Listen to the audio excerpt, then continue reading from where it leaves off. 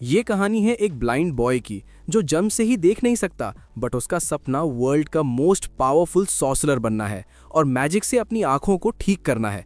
लोग उसका मजाक बनाते हैं, उस पर दया दिखाते हैं, बट लोग ये नहीं जानते कि उसको गॉडेस की तरफ से हीरो बनने का टाइटल मिला है, जिससे उसकी सभी लिमिट्स ब्रेक की जा सकती हैं। चलो तो देखते हैं क्या कुनोन अपने सपने को पूरा कर पाएगा और बन पाएगा मोस्ट पावरफुल सॉर्सरर। कूनो एक ऐसा लड़का था जिसका जन्म एक फैंटेसी दुनिया में हुआ था और उसके चेहरे पर हीरो स्कार था, जो कि बहुत ही रेयर माना जाता है। ये निशान उसे एक होली नाइट ने दिया था, पर इसकी कीमत उसे अपनी आंखों की रोशनी हमेशा के लिए गवा कर चुकानी पड़ी। कूनो को कभी पता ही नहीं चला कि देखना आखिर होता क्या है। वो अक्सर अपने पेरेंट्स से पूछता कि देखने का एहसास कैसा होता है। उसके पापा जवाब देते कि देखने का मतलब है रंगों को महसूस करना, भगवान की बनाई इस खूबसूरत दुनिया को निहार पाना। और भाई, अगर तुम्हें बड़ी बड़ी बैडी एनिमीज को ढूंढना है तो ये बहुत जरूरी है। दूसरी तरफ उसकी माँ कहती कि आंखों का जाना उस हीरो स्कार के सामने कुछ भी नहीं है जो उसे मिला है। उनके लिए ये एक छोटी सी कीमत थी।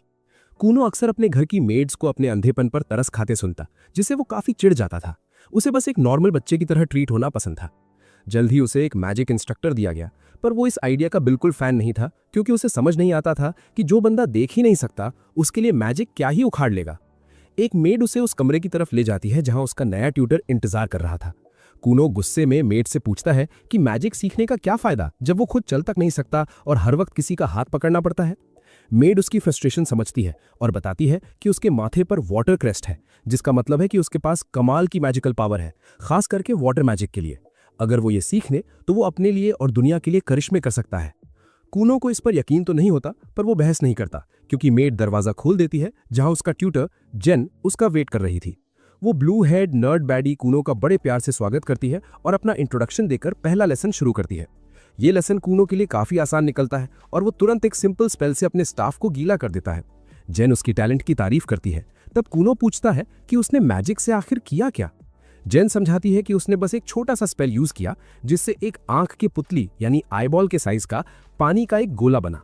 ये सुनते ही कूनो को अचानक एक रियलाइजेशन होती है और वो अपनी आंखों को पकड़ लेता है। जेन डर जाती है। उसे लगता है कि कूनो शायद उन वोक स्नोफ्लेक्स में से है जो किसी मजाक पर भी ऑफेंड हो जाते हैं। पर कूनो अचानक चिल्लाता है कि अगर वो आईबॉल के साइज का पानी का ब्लॉब बना सकता है तो वो अपनी खुद की आंखें भी बना सकता है।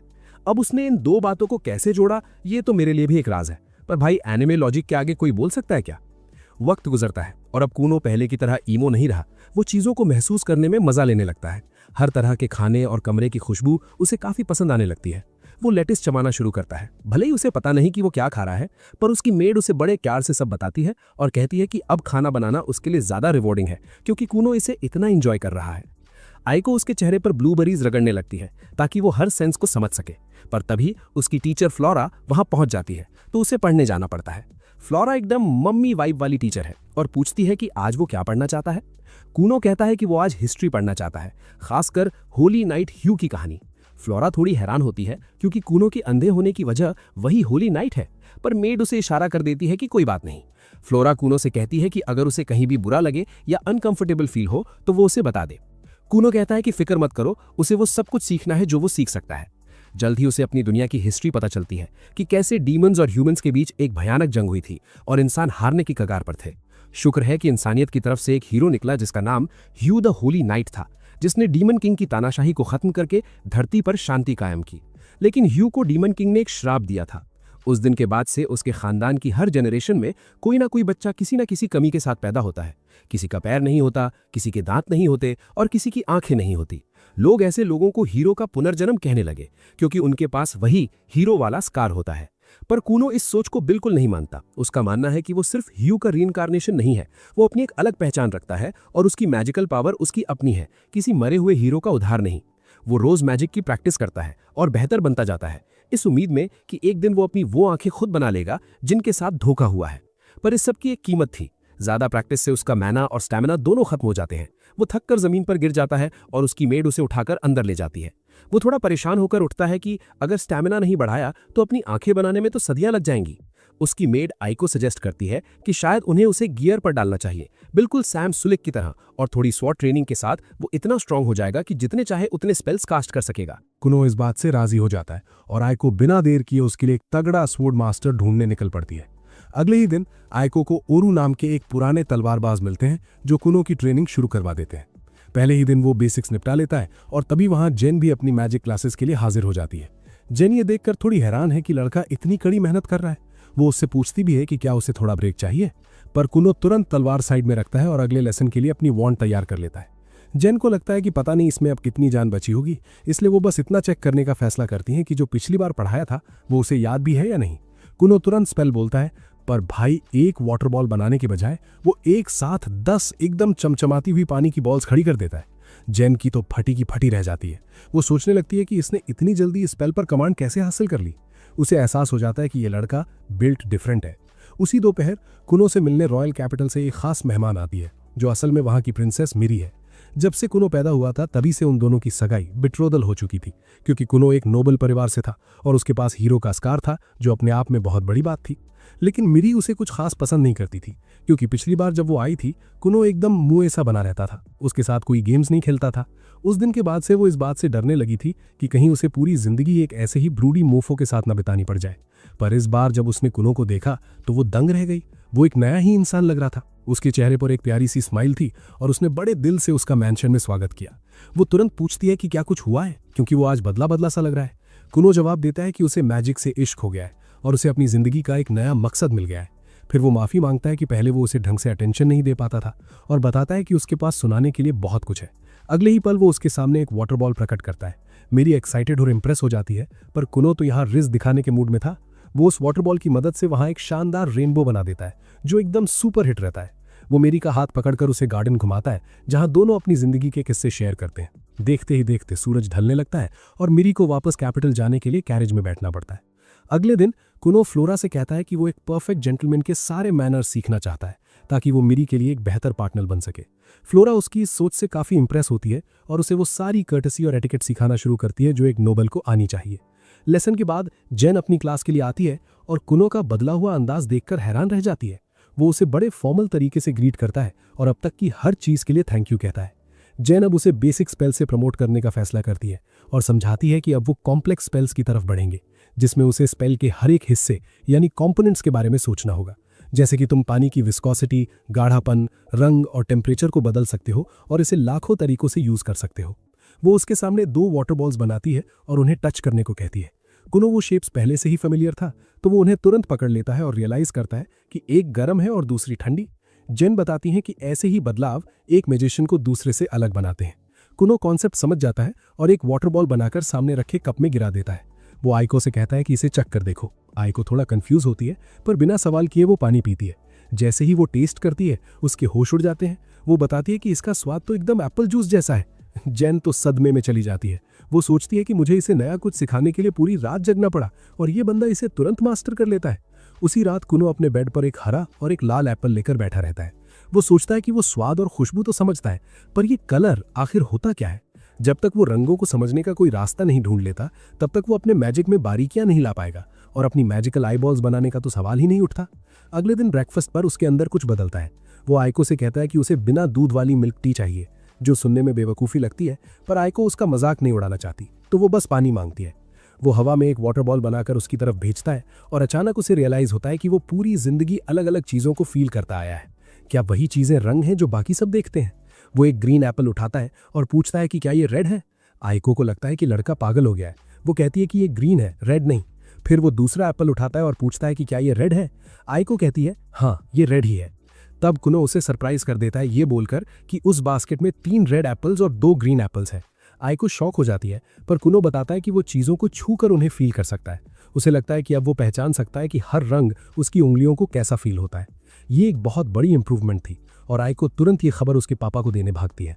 पापा पूछते हैं कि क्या कुनो अब किताबें पढ़ सकता है। आइको जवाब देती है कि वो पेपर पर इंक को ट्रेस करके यानी महसूस करके पढ़ सकता है। अगली सुबह वो फिर से प्रैक्टिस शुरू करता है और एक बहुत बड़ी रेड वाटर बॉल समन करता है, ये कहते हुए कि जितनी बड़ी बॉल होगी वो रंग को उतनी ही बेहतर तरीके से सेंस कर पाएगा। तभी उसकी माँ उसे जोर से आवाज लगाती है, जिस वजह से उसका कंसंट्रेशन एकदम से टूट जाता है और वो पानी की बॉल उन दोनों के ऊपर गिर जाती है, उन्हें पूरा उस लाल लिक्विड में भिगो देते हुए। उसकी माँ तो ये सोचकर बेहोश हो जाती है कि पता नहीं उसके बेटे को क्या हो गया, और वो पूरा खून से लथपथ है, जिसे देखकर कुनो खुद कंफ्यूज हो जाता है। पर आइको उसे समझाती है कि खून का रंग भी लाल होता है और इसी वजह से उसकी मम्मी इतना डर गई हैं। जब ये सब हो रहा होता है, जेन दूर से खड़ी ये सब देख रही होती है और सोचती है कि कुनो जो करिश्मे कर रहा है वो उसने आज तक कभी नहीं देखे। वो हैरान है कि क्या इस लड़के में वो टैलेंट है कि वो दुनिया का सबसे कीमती खिताब हासिल कर सके और एक सेरुलियन विजर्ड बन जाए। कुछ दिन और बीत जाते हैं और अब कुनो ने हाइड्रोमैंसी के बारे में पढ़ना शुरू कर दिया है। वो अपने होराइजन्स को एक्सपैंड करने की कोशिश कर रहा है ताकि देख सके कि वो और किस किस चीज में माहिर है। पर आइको को समझ नहीं आता कि ये हाइड्रोमैंसी आखिर किस खेत की मूली है। तो कुनो उसे एकदम सिंपल भाषा में समझाता है कि हाइड्रोमैंसी का मतलब है एक बोल में पानी यूज करके भविष्य यानी फ्यूचर बताना या किसी खोई हुई चीज को ढूंढ निकालना। आइको तुरंत उससे पूछती है कि क्या वो उसके लिए कोई दुल्हा ढूंढ सकता है, पर कुनो उसे कहता है कि चिंता मत करो, वो एक एकदम सुंदर कन्या है और अपनी जवानी के प्राइम में है। ढेर सारे मुंडे उसे अपनी दुल्हन बनाना चाहेंगे। भाई, अगर मैं एक नोबल ना होता जिसकी सगाई पहले ही प्रिंसेस से हो चुकी है तो मैं खुद तुम्हें अपनी ब्राइड बना लेता। दोनों इस बात पर जोर से हंसते हैं क्योंकि आइको उसे याद दिलाती है कि वो उससे पूरे 10 साल बड़ी है। लेकिन कुनो का एक ही जवाब है, उम्र तो बस एक नंबर है। तभी फ्लोरा उनके लेसन्स के लिए आ पहुंचती है और उसका टेस्ट लेती है, जिसे कुनो फ्लाइंग कलर्स के साथ पास कर लेता है। उसके सारे आंसर्स बहुत इन डेप्थ होते हैं, पॉलिटिकली करेक्ट होते हैं और ऐसा कुछ नहीं होता जिसकी वजह से वो इंस्टाग्राम पर कैंसिल हो जाए। वो सोचता है कि फ्लोरा ने उसे इस लेवल पर लगभग सब कुछ सिखा दिया है और उसे डर लगने लगता है कि कहीं उसने उसे हज को रिजर्व करना यानी लड़कियों को पटाना कुछ ज्यादा ही अच्छे से तो नहीं सिखा दिया, क्योंकि वो अब हर लड़की के साथ फ्लर्ट करने की कोशिश करता है। तभी कुनो उसे टी ऑफर करता है और उसे भी रिजर्व करने लगता है और फ्लोरा को चिंता होने लगती है कि कहीं ये लड़का किसी मी टू मूवमेंट में ना फंस जाए। पर फिर वो सोचती है कि ये पहले से तो बेहतर ही है, क्योंकि पहले वो हमेशा उदास और घमंडी रहता था। कम से कम अब वो अपनी जिंदगी एंजॉय तो कर रहा है। उसी रात आइको कुनो को बताती है कि उन्हें तैयार होना होगा क्योंकि उसके पिता ने उसे अपने मैंशन पर बुलाया है। वो तुरंत तैयार हो जाता है और दोनों उस ठंडी रात में निकल पड़ते हैं। आइको के हाथ में एक टॉर्च है और वो ठंड की वजह से शिकायत कर रही है। कुनो डिसाइड करता है कि वो कुछ करेगा और अपने मैजिक से पानी के 2 बड़े ब्लॉब्स बनाता है। पर आइको ये देखकर हैरान रह जाती है कि वो पानी एकदम गर्म और सॉफ्ट है। वो उसे अपने चेहरे पर दबाती है और कहती है कि वो ऐसे पानी के बेड पर सोना पसंद करेगी। कुनो कहता है कि फिक्र मत करो, ये तो बस एक प्रोटोटाइप है और वो ऐसे ढेर सारे प्रोडक्ट्स तैयार करने वाला है। फिर वो आइको से ईमानदारी से पूछता है कि क्या उसने पिछले कुछ दिनों में कोई गलती की है और क्या उसके पापा ने उसे गुस्से में बुलाया है। उसे वो पिछली बात याद आती है जब लाल पानी की बॉल की वजह से उसकी मम्मी फेंट हो गई थी और उसके पापा काफी भड़क गए थे। आइको उसे समझाती है कि वो सब कुछ परफेक्टली कर रही है तो पिता के गुस्सा होने की कोई वजह नहीं होनी चाहिए। जल्द ही वो मैंशन पहुंचते हैं और थोड़ी गर्मी पाने के लिए तुरंत अंदर घुस जाते हैं। वहां घर का बटलर और उसका बड़ा भाई उनका स्वागत करते हैं। कुनो अपने बड़े भाई को देखकर बहुत खुश होता है क्योंकि उनकी मुलाकात रोज नहीं होती, पर उसका भाई बताता है कि उनके पास वक्त कम है क्योंकि पेरेंट्स उनका सोलार में इंतजार कर रहे हैं। बड़ा भाई उन्हें रास्ता दिखाता है और रास्ते में कुनो से पूछता है कि क्या उसे गाइड करने के लिए उसका हाथ पकड़ना है, पर कुनो मना कर देता है और कहता है कि अब वो अपने आसपास के माहौल को बेहतर सेंस कर सकता है तो उसे चलने में कोई दिक्कत नहीं होगी। उसका भाई उस पुराने वक्त के बारे में सोचता है जब कुनो हमेशा अपने ईमो स्टेट में रहता था और उसे घर के अंदर भी कहीं ले जाने के लिए उसका हाथ पकड़ना पड़ता था। वो इतने कम वक्त में कुनो के अंदर आए बदलाव को देखकर सच में दंग रह जाता है और उसे बेस्ट विशेस देता है। जल्द ही वो दरवाजा खटखटाते हैं और अंदर एंटर करते हैं। पिता उसे बताते हैं कि मिस फ्लोरा का कहना है कि उन्होंने एक नोबल बच्चे को सिखाने लायक सब कुछ सिखा दिया है और आगे की पढ़ाई के लिए एक फॉर्मल स्कूल जाना जरूरी होगा। कुनो जवाब देता है कि वो स्कूल नहीं जाना चाहता क्योंकि वो अपनी डिसेबिलिटी की वजह से किसी क्लासमेट या टीचर के लिए प्रॉब्लम क्रिएट नहीं करना चाहता। यही नहीं, वो क्लेम करता है कि उसके पास अपने खुद के प्लान्स हैं और उसने डिसाइड कर लिया है कि उसे कौन सा रास्ता पकड़ना है और उसमें स्कूल कहीं नहीं आता। उसके पिता ये सुनकर हंसने लगते हैं। भाई, अगर मैंने अपने पापा से ये कहा होता तो उन्होंने मेरी बैंड बजा दी होती। उसके पिता कहते हैं कि उन्हें भी लगता है कि नॉर्मल एजुकेशन नॉर्मीज के लिए है, पर क्योंकि नोबल लोगों के लिए ये कानूनन मैंडेटोरी है, उन्हें किंग से रिक्वेस्ट करके कुनो के लिए एक एक्सेप्शन यानी छूट मांगनी पड़ी। कुनो कहता है कि उसे अभी से नेपोटिज्म की बू आ रही है और उसके पिता उसे चुप रहने और जो मिल रहा है उसे लेने को कहते हैं बिना ज्यादा वोक बने। इसके साथ ही कुनो अपने असली सवालों पर आता है और अपनी पॉकेट मनी बढ़ाने की मांग करता है, ये कहकर कि वो बहुत मेहनत कर रहा है। पर एक पक्के कैपिटलिस्ट पिग की तरह उसके पिता मना कर देते हैं और वार्निंग देते हैं कि अगली बार उसने गार्डन वाला ब्लड इंसिडेंट जैसा कोई ड्रामा किया तो वो 6 महीने तक उसकी पॉकेट मनी बंद कर देंगे। तभी उसकी माँ बीच में कूद पड़ती हैं ताकि टॉपिक चेंज कर सके और भटकी हुई गाड़ी को वापस ट्रैक पर ला सके। उसके पिता को याद आता है कि आखिर उन्होंने कुनो को यहाँ क्यों बुलाया था और वो उसे समझाते हैं कि भले ही वो स्कूल छोड़ने के फैसला से सहमत है, पर उसे प्रिंसेस मिरी के साथ अपने फ्यूचर के बारे में भी सोचना चाहिए। नोबल परिवार में स्कूल जाना अपब्रिंगिंग का एक बहुत बड़ा हिस्सा होता है और लोग शायद मिरी का मजाक उड़ाएंगे कि उसका होने वाला पति ढंग से स्कूल तक नहीं गया। हैरानी की बात यह है कि कूनो ये सब समझ जाता है और स्कूल जाने के लिए राजी हो जाता है। वो कहता है कि ये थोड़ा हैसल तो होगा, पर वो नहीं चाहता कि उसकी वजह से प्रिंसेस को किसी की बातें सुननी पड़े। उसके पिता कहते हैं कि फिक्र मत करो, क्योंकि नेपोटिज्म और करप्शन की ताकत से उन्होंने सेटिंग कर ली है। कूनो को सिर्फ 5 बार स्कूल जाना होगा फाइनल एडवांस्ड एग्जाम्स देने के लिए, और उन्हें पास करके वो ग्रेजुएट हो जाएगा। कूनो को ये एक विन विन सिचुएशन लगती है, तो वो तुरंत हाँ कह देता है। उसका बड़ा भाई उसे तसल्ली देता है कि वो अकेला नहीं होगा, क्योंकि वो और प्रिंसेस मेरी भी वही एग्जाम देने वाले हैं, तो सब एक साथ ग्रेजुएट हो पाएंगे। उसकी मम्मी इतनी एक्साइटेड हो जाती हैं कि उनका बेटा स्कूल जाएगा, वो तुरंत आइको को बुलाती हैं, क्योंकि अब कूनो के कोट और कपड़ों के लिए ढेर सारी मेजरमेंट्स लेनी होंगी। इससे पहले कि वो जाएं, उसके पिता इक्शियो को वापस बुलाते हैं और वार्न करते हैं कि जब कूनो स्कूल में होगा तो कुछ दुश्मन नोबल्स उसे और मिरी को अप्रोच करने की कोशिश कर सकते हैं, और ये उसकी जिम्मेदारी होगी कि वो सब संभाल ले। इक्शियो वादा करता है कि वो हमेशा उनके साथ रहेगा और अपने छोटे भाई की हिफाजत करेगा। अगली बार जब प्रिंसेस मिरी उससे मिलने आती है, वो बहुत खुश होती है ये जानकर कि वो उसके साथ स्कूल जाएगा। वो कहती है कि वो खुद उसे पूरा स्कूल घुमाएगी और सब दिखाएगी। कूनो मजाक में कहता है कि शायद दूसरे नोबल्स को ये बात पसंद ना आए जो उससे प्यार करते हैं, और वो जलस हो जाएं, पर मिरी उसे कहती है कि फिक्र मत करो, ऐसा कुछ नहीं होगा। कूनो पूछता है कि क्या वो अपने स्कूल में पॉपुलर नहीं है और कोई लोनर है, पर वो बताती है कि वो प्रिंसेस है तो ऑब्वियसली बहुत पॉपुलर है, और कम से कम 5 लड़के तो ऐसे हैं जो उसे पटाने के लिए मरे जा रहे हैं।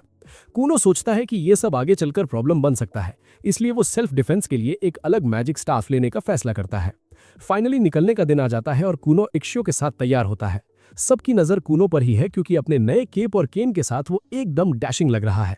वो कैरेज में बैठने से पहले थोड़ा तशन दिखाता है और फिर अपने वाटर मैजिक से वैगन की व्हील्स पर पानी की एक पतली लेयर चढ़ा देता है, ताकि रास्ता स्मूथ रहे और झटके ना लगे।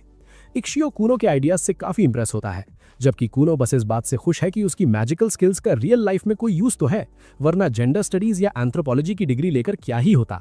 उसका भाई वो पुराना वक्त याद करता है जब कूनो एक उदास ईमो बच्चा था, और एक बार इक्शियो का ध्यान भटका तो वो गिर गया और किसी छोटी बच्ची की तरह रोने लगा था। कूनो उसे कहता है कि वो पुराना वक्त था, अब वो इतना स्ट्रांग हो चुका है कि पूरी इंसानियत को पीछे छोड़ सकता है। इक्शियो थोड़ा डर जाता है, क्योंकि उसका छोटे भाई की बातें अब हीरो के रीइंकार्नेशन से ज्यादा किसी डीमन किंग जैसी लगने लगी हैं, पर वो इन ख्यालों को झटक देता है जब वो एकेडमी पहुंचते हैं। कूनो देखता है कि मेरी बाहर ही उसका वेट कर रही है, और वो तुरंत उससे फ्लर्टिंग शुरू कर देता है, जबकि उसका बड़ा भाई वहां ऑकवर्ड होकर खड़ा रहता है। म्यूलिस एकेडमी में कदम रखते ही कूनो थोड़ा ओवरवेल्म्ड महसूस करता है, क्योंकि उसे हजारों आवाजें सुनाई दे रही हैं और सैकड़ों स्टूडेंट्स की प्रेजेंस महसूस हो रही है। वो सोचता है कि पुराना कूनो होता तो डर के पीछे हट जाता, पर अब उसके मैजिक ने उसे कॉन्फिडेंस दिया है। वो मिरी का हाथ पकड़कर अंदर चला जाता है। लड़कियां उसे देखते ही फैन हो जाती हैं और कहती हैं कि ये नया लड़का किसी स्टूडेंट से ज्यादा कहानियों का प्रिंस लग रहा है। यहाँ तक कि प्रोफेसर जो उसे घुमाने आई थी वो भी हैरान रह गई। उसने सुना था कि कूनो बहुत शाय है, पर रियलिटी तो कुछ और ही थी। वो उसे आवाज देती है और अपना इंट्रो प्रोफेसर कास्ट के रूप में देती है। कूनो उनका शुक्रिया अदा करता है और अपने भाई और मिरी को बाय कहता है, जो लंच पर मिलने का वादा करते हैं। जब प्रोफेसर उसे स्कूल घुमा रही थी, कूनो को अंदाजा भी नहीं था कि उसने अभी से ढेर सारे दुश्मन बना लिए हैं, वो बुलीज जो कूनो के आने से पहले यहाँ के राजा बने बैठे थे। कास्ट कूनो को एक अलग क्लासरूम में ले जाती है और बताती है कि ग्रेजुएशन के लिए उसे 5 एग्जाम्स देने होंगे। वैसे तो एग्जाम्स के बीच गैप होता है, पर क्योंकि किंग और उसके बाप ने डायरेक्ट ऑर्डर दिए हैं तो उन्हें एक साथ कर दिया गया है। कूनो सीरियस होकर कहता है कि ये नेपोटिज्म का साफ केस है, जिसे वो बिल्कुल सपोर्ट नहीं करता। कास्ट कहती है कि वो किसी पॉलिटिकल लफड़े में नहीं पड़ना चाहती और उसे रिक्वेस्ट करती है कि वो अपना वोक एक्टिविज्म उससे दूर ही रखे। वो उसे क्वेश्चन पेपर देती है और 2 घंटे का वक्त देती है। एग्जाम खत्म होने के बाद वो मिरी से मिलता है और दोनों खाना खाने के लिए निकलते हैं। इससे पहले कि वो डाइनिंग एरिया पहुंचे, प्रिंस लाइल उनके रास्ते में आ जाता है, जो मिरी का बड़ा भाई है। वो इस बात से काफी भड़का हुआ है कि स्कूल में उससे ज्यादा पॉपुलर कोई और कैसे हो सकता है। कूनो फील करता है कि मिरी अपने भाई को देखकर डर से टेंस हो गई है, पर उसे अभी तक कोई आइडिया नहीं है कि वो किसके सामने खड़ा है। वो प्रिंस हो या कोई भी, अपनी होने वाली दुल्हन के बारे में ऐसी बकवास कूनो बिल्कुल बर्दाश्त नहीं करने वाला था और वो उस पर फटने ही वाला था, पर उससे पहले ही इक्सियो बीच बचाव में आ जाता है और मामले को ठंडा करने की कोशिश करता है। बदकिस्मती से लायल और उसके चमचे ढंग से बात करने के मूड में बिल्कुल नहीं है और लगातार बात को बढ़ा रहे हैं। तभी कूनो फैसला करता है कि अब उसे ही कुछ करना पड़ेगा। वो चुपके से अपना मैजिक यूज करके आसपास की सारी मैजिकल ड्रॉपलेट्स को इकट्ठा करता है और उन्हें सीधा लायल की ट्राउजर्स पर गिरा देता है, और फिर बड़े मासूम बनकर कहता है कि लगता है प्रिंस ने अपनी पैंट में ही सुसु कर दिया है। प्रिंस गुस्से से तमतमाया हुआ है, पर शर्म के मारे कुछ बोल नहीं पाता और वहां से कपड़े बदलने निकल जाता है। इक्सियो अपने भाई को समझाता है कि भाई थोड़ा कंट्रोल कर, किसी को कभी पता नहीं चलना चाहिए कि ये तूने किया है, वरना लेने के देने पड़ जाएंगे। इग्जियो बेचारा परेशान है कि उन्होंने किंगडम के 6th प्रिंस से दुश्मनी मोल ले ली है, पर कूनो को घंटा फर्क नहीं पड़ता। वो बड़े मजे से अपना बर्गर ठूस रहा है, जबकि इग्जियो बस दुआ कर रहा है कि बिना किसी और हंगामे के उनके एग्जाम्स निकल जाएं। उधर लायल का खून खौल रहा है और वो कूनो से बदला लेने का प्लान बना रहा है। वो स्कूल के कॉरिडोर्स में बड़े डरावने तरीके से घूम रहा है और सारे स्टूडेंट्स उससे डर रहे हैं। वो टीचर्स को भी नहीं बख्शता और जब कैस्ट उसे हॉलवेज में थोड़ा शांत रहने को कहती है तो वो उसे बदतमीजी से किचन में वापस जाओ बोल देता है। इधर डाइनिंग हॉल में कूनो मिरी और इग्जियो से पूछता है कि आखिर इस लायल की प्रॉब्लम क्या है और वो अपनी नफरत छुपाने की कोशिश क्यों नहीं कर रहा। मिरी बताती है कि वो शायद उसके स्टेटस को दबाने की कोशिश कर रहा है क्योंकि उसे डर है कि मिरी एक दिन उससे आगे निकल जाएगी। कूनो को इस टी में काफी इंटरेस्ट आता है तो मिरी समझाती है कि लायल 6th प्रिंस है और वो 9th प्रिंसेस। नॉर्मल हायरार्की में वो उससे नीचे है, पर क्योंकि उसकी एंगेजमेंट एक ऐसे बंदे से हुई है जिसके पास हीरो स्कार है तो उसका सोशल स्टेटस तेजी से ऊपर जा रहा है और यही बात लायल को हजम नहीं हो रही। मिरी कहती है कि अब जब से कूनो ने अपना सोशल डेब्यू किया है उन दोनों का स्टेटस लायल से ऊपर हो गया है और वो बस रेलेवेंट रहने की कोशिश में ये सब नौटंकी कर रहा है। कूनो को ये पॉलिटिक्स बहुत बोरिंग लगती है।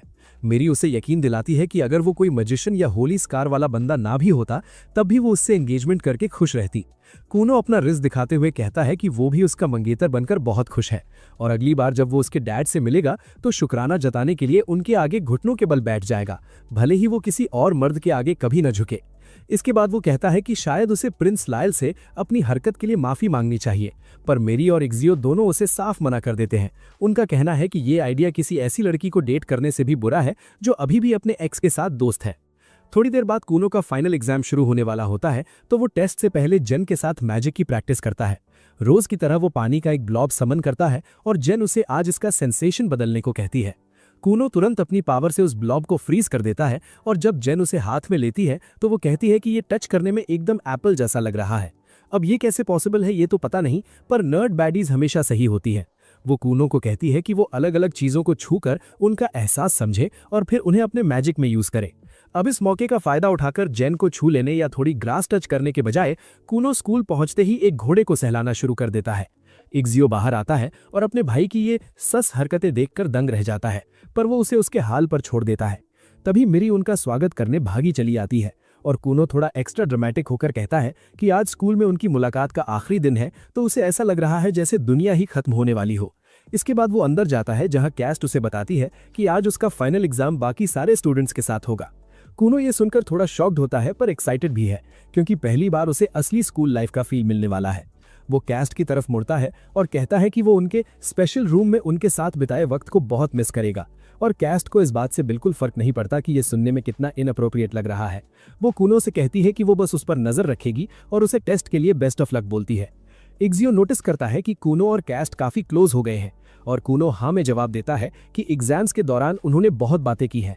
वो बताता है कि कैस्ट ने टीचर बनने का एग्जाम सिर्फ इसलिए दिया था क्योंकि वो एक लड़के के पीछे पागल थी, पर वो लूजर फेल हो गया और सिर्फ कैस्ट पास हुई। अब वो टीचर है और वो बेरोजगार घूम रहा है और कैस्ट को खुद समझ नहीं आ रहा कि वो अपनी लाइफ के साथ क्या कर रही है। इग्जियो और मिरी दोनों बेचारी कैस्ट की मेंटल हेल्थ के बारे में सोचकर परेशान है कि वो एक बच्चे के साथ ऐसी बातें कर रही है। तभी कुछ स्टूडेंट्स उन्हें बीच में ही रोक देते हैं क्योंकि वो कूनो को लेकर क्यूरियस है।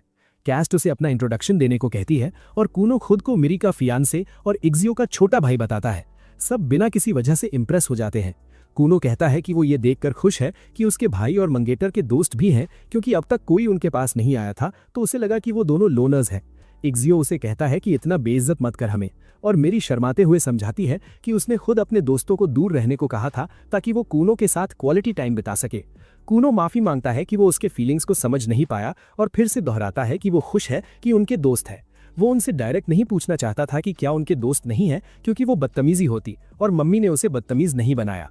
वो तो उन्हें ये बोलने ही वाला था कि कोई बात नहीं अगर तुम्हारे दोस्त नहीं है, और सिंपैथी कार्ड खेलते हुए बताने वाला था कि उसकी हालत तो और भी खराब है। बाकी सब तो उसकी नौटंकी पर यकीन कर लेते हैं, पर मेरी जानती है कि कूनो को दोस्त ना होने से कोई फर्क नहीं पड़ता। जल्द ही एग्जाम शुरू होने का वक्त हो जाता है और कूनो से कहती है कि पिजन के साथ खेलना बंद करे और अपनी सीट पर बैठे। मेरी उसे उसकी सीट की तरफ ले ही जा रही होती है कि अचानक लायल वहां प्रकट होता है और दोनों को धक्का देकर साइड कर देता है। वो मीरी पर एकदम भड़क रहा है क्योंकि वो पैंट वेडिंग वाला इंसिडेंट पैलेस तक पहुंच गया है और अब नौकर चाकर भी उसकी पीठ पीछे मजाक उड़ा रहे हैं। लायल को लगता है कि यहाँ सब एक जैसे हैं और सब उसकी बुराई कर रहे हैं क्योंकि किसी में उसके मुंह पर बोलने की हिम्मत नहीं है। वो गुस्से में अपनी मुट्ठी बनाता है, पर तभी कूनो अचानक उसका हाथ पकड़ लेता है। प्रिंस से अपना इंट्रो करवाते हुए वो कहता है कि उस दिन उसे ढंग से ग्रीट करने का मौका नहीं मिला, पर वो अपने होने वाले साले साहब यानी ब्रदर इन लॉ के साथ काफी अच्छी दोस्ती करना चाहता है। पूरी क्लास ये देखकर दंग रह जाती है, क्योंकि कुछ चमचों के अलावा लायल के पास जाने की हिम्मत किसी में नहीं है। दूसरी तरफ लायल के लिए ये पहली बार था जब किसी ने उसे इस तरह ग्रीट किया हो, और उसे समझ नहीं आ रहा कि रिएक्ट कैसे करे। कूनो जोर जोर से उसका हाथ मिलाने लगता है, और लायल बेचारा अपना हाथ छुड़ा ही नहीं पा रहा, चाहे वो कितनी भी कोशिश कर ले। वो थोड़ा वोक बनने की कोशिश करता है और कूनो को कहता है कि उसने उसे हाथ लगाने या बात करने का कंसेंट नहीं दिया है, लेकिन कूनो उसकी बात को पूरी तरह इग्नोर कर देता है और कहता है कि लायल के हाथ काफी मर्दाना है और वो चाहता है कि ये हाथ उसके गले के पास हो। भाई ये सुनते ही लायल के होश उड़ जाते हैं और वो तुरंत मीरी की तरफ मुड़ता है, ये पूछते हुए कि उसके होने वाले पति के साथ आखिर प्रॉब्लम क्या है।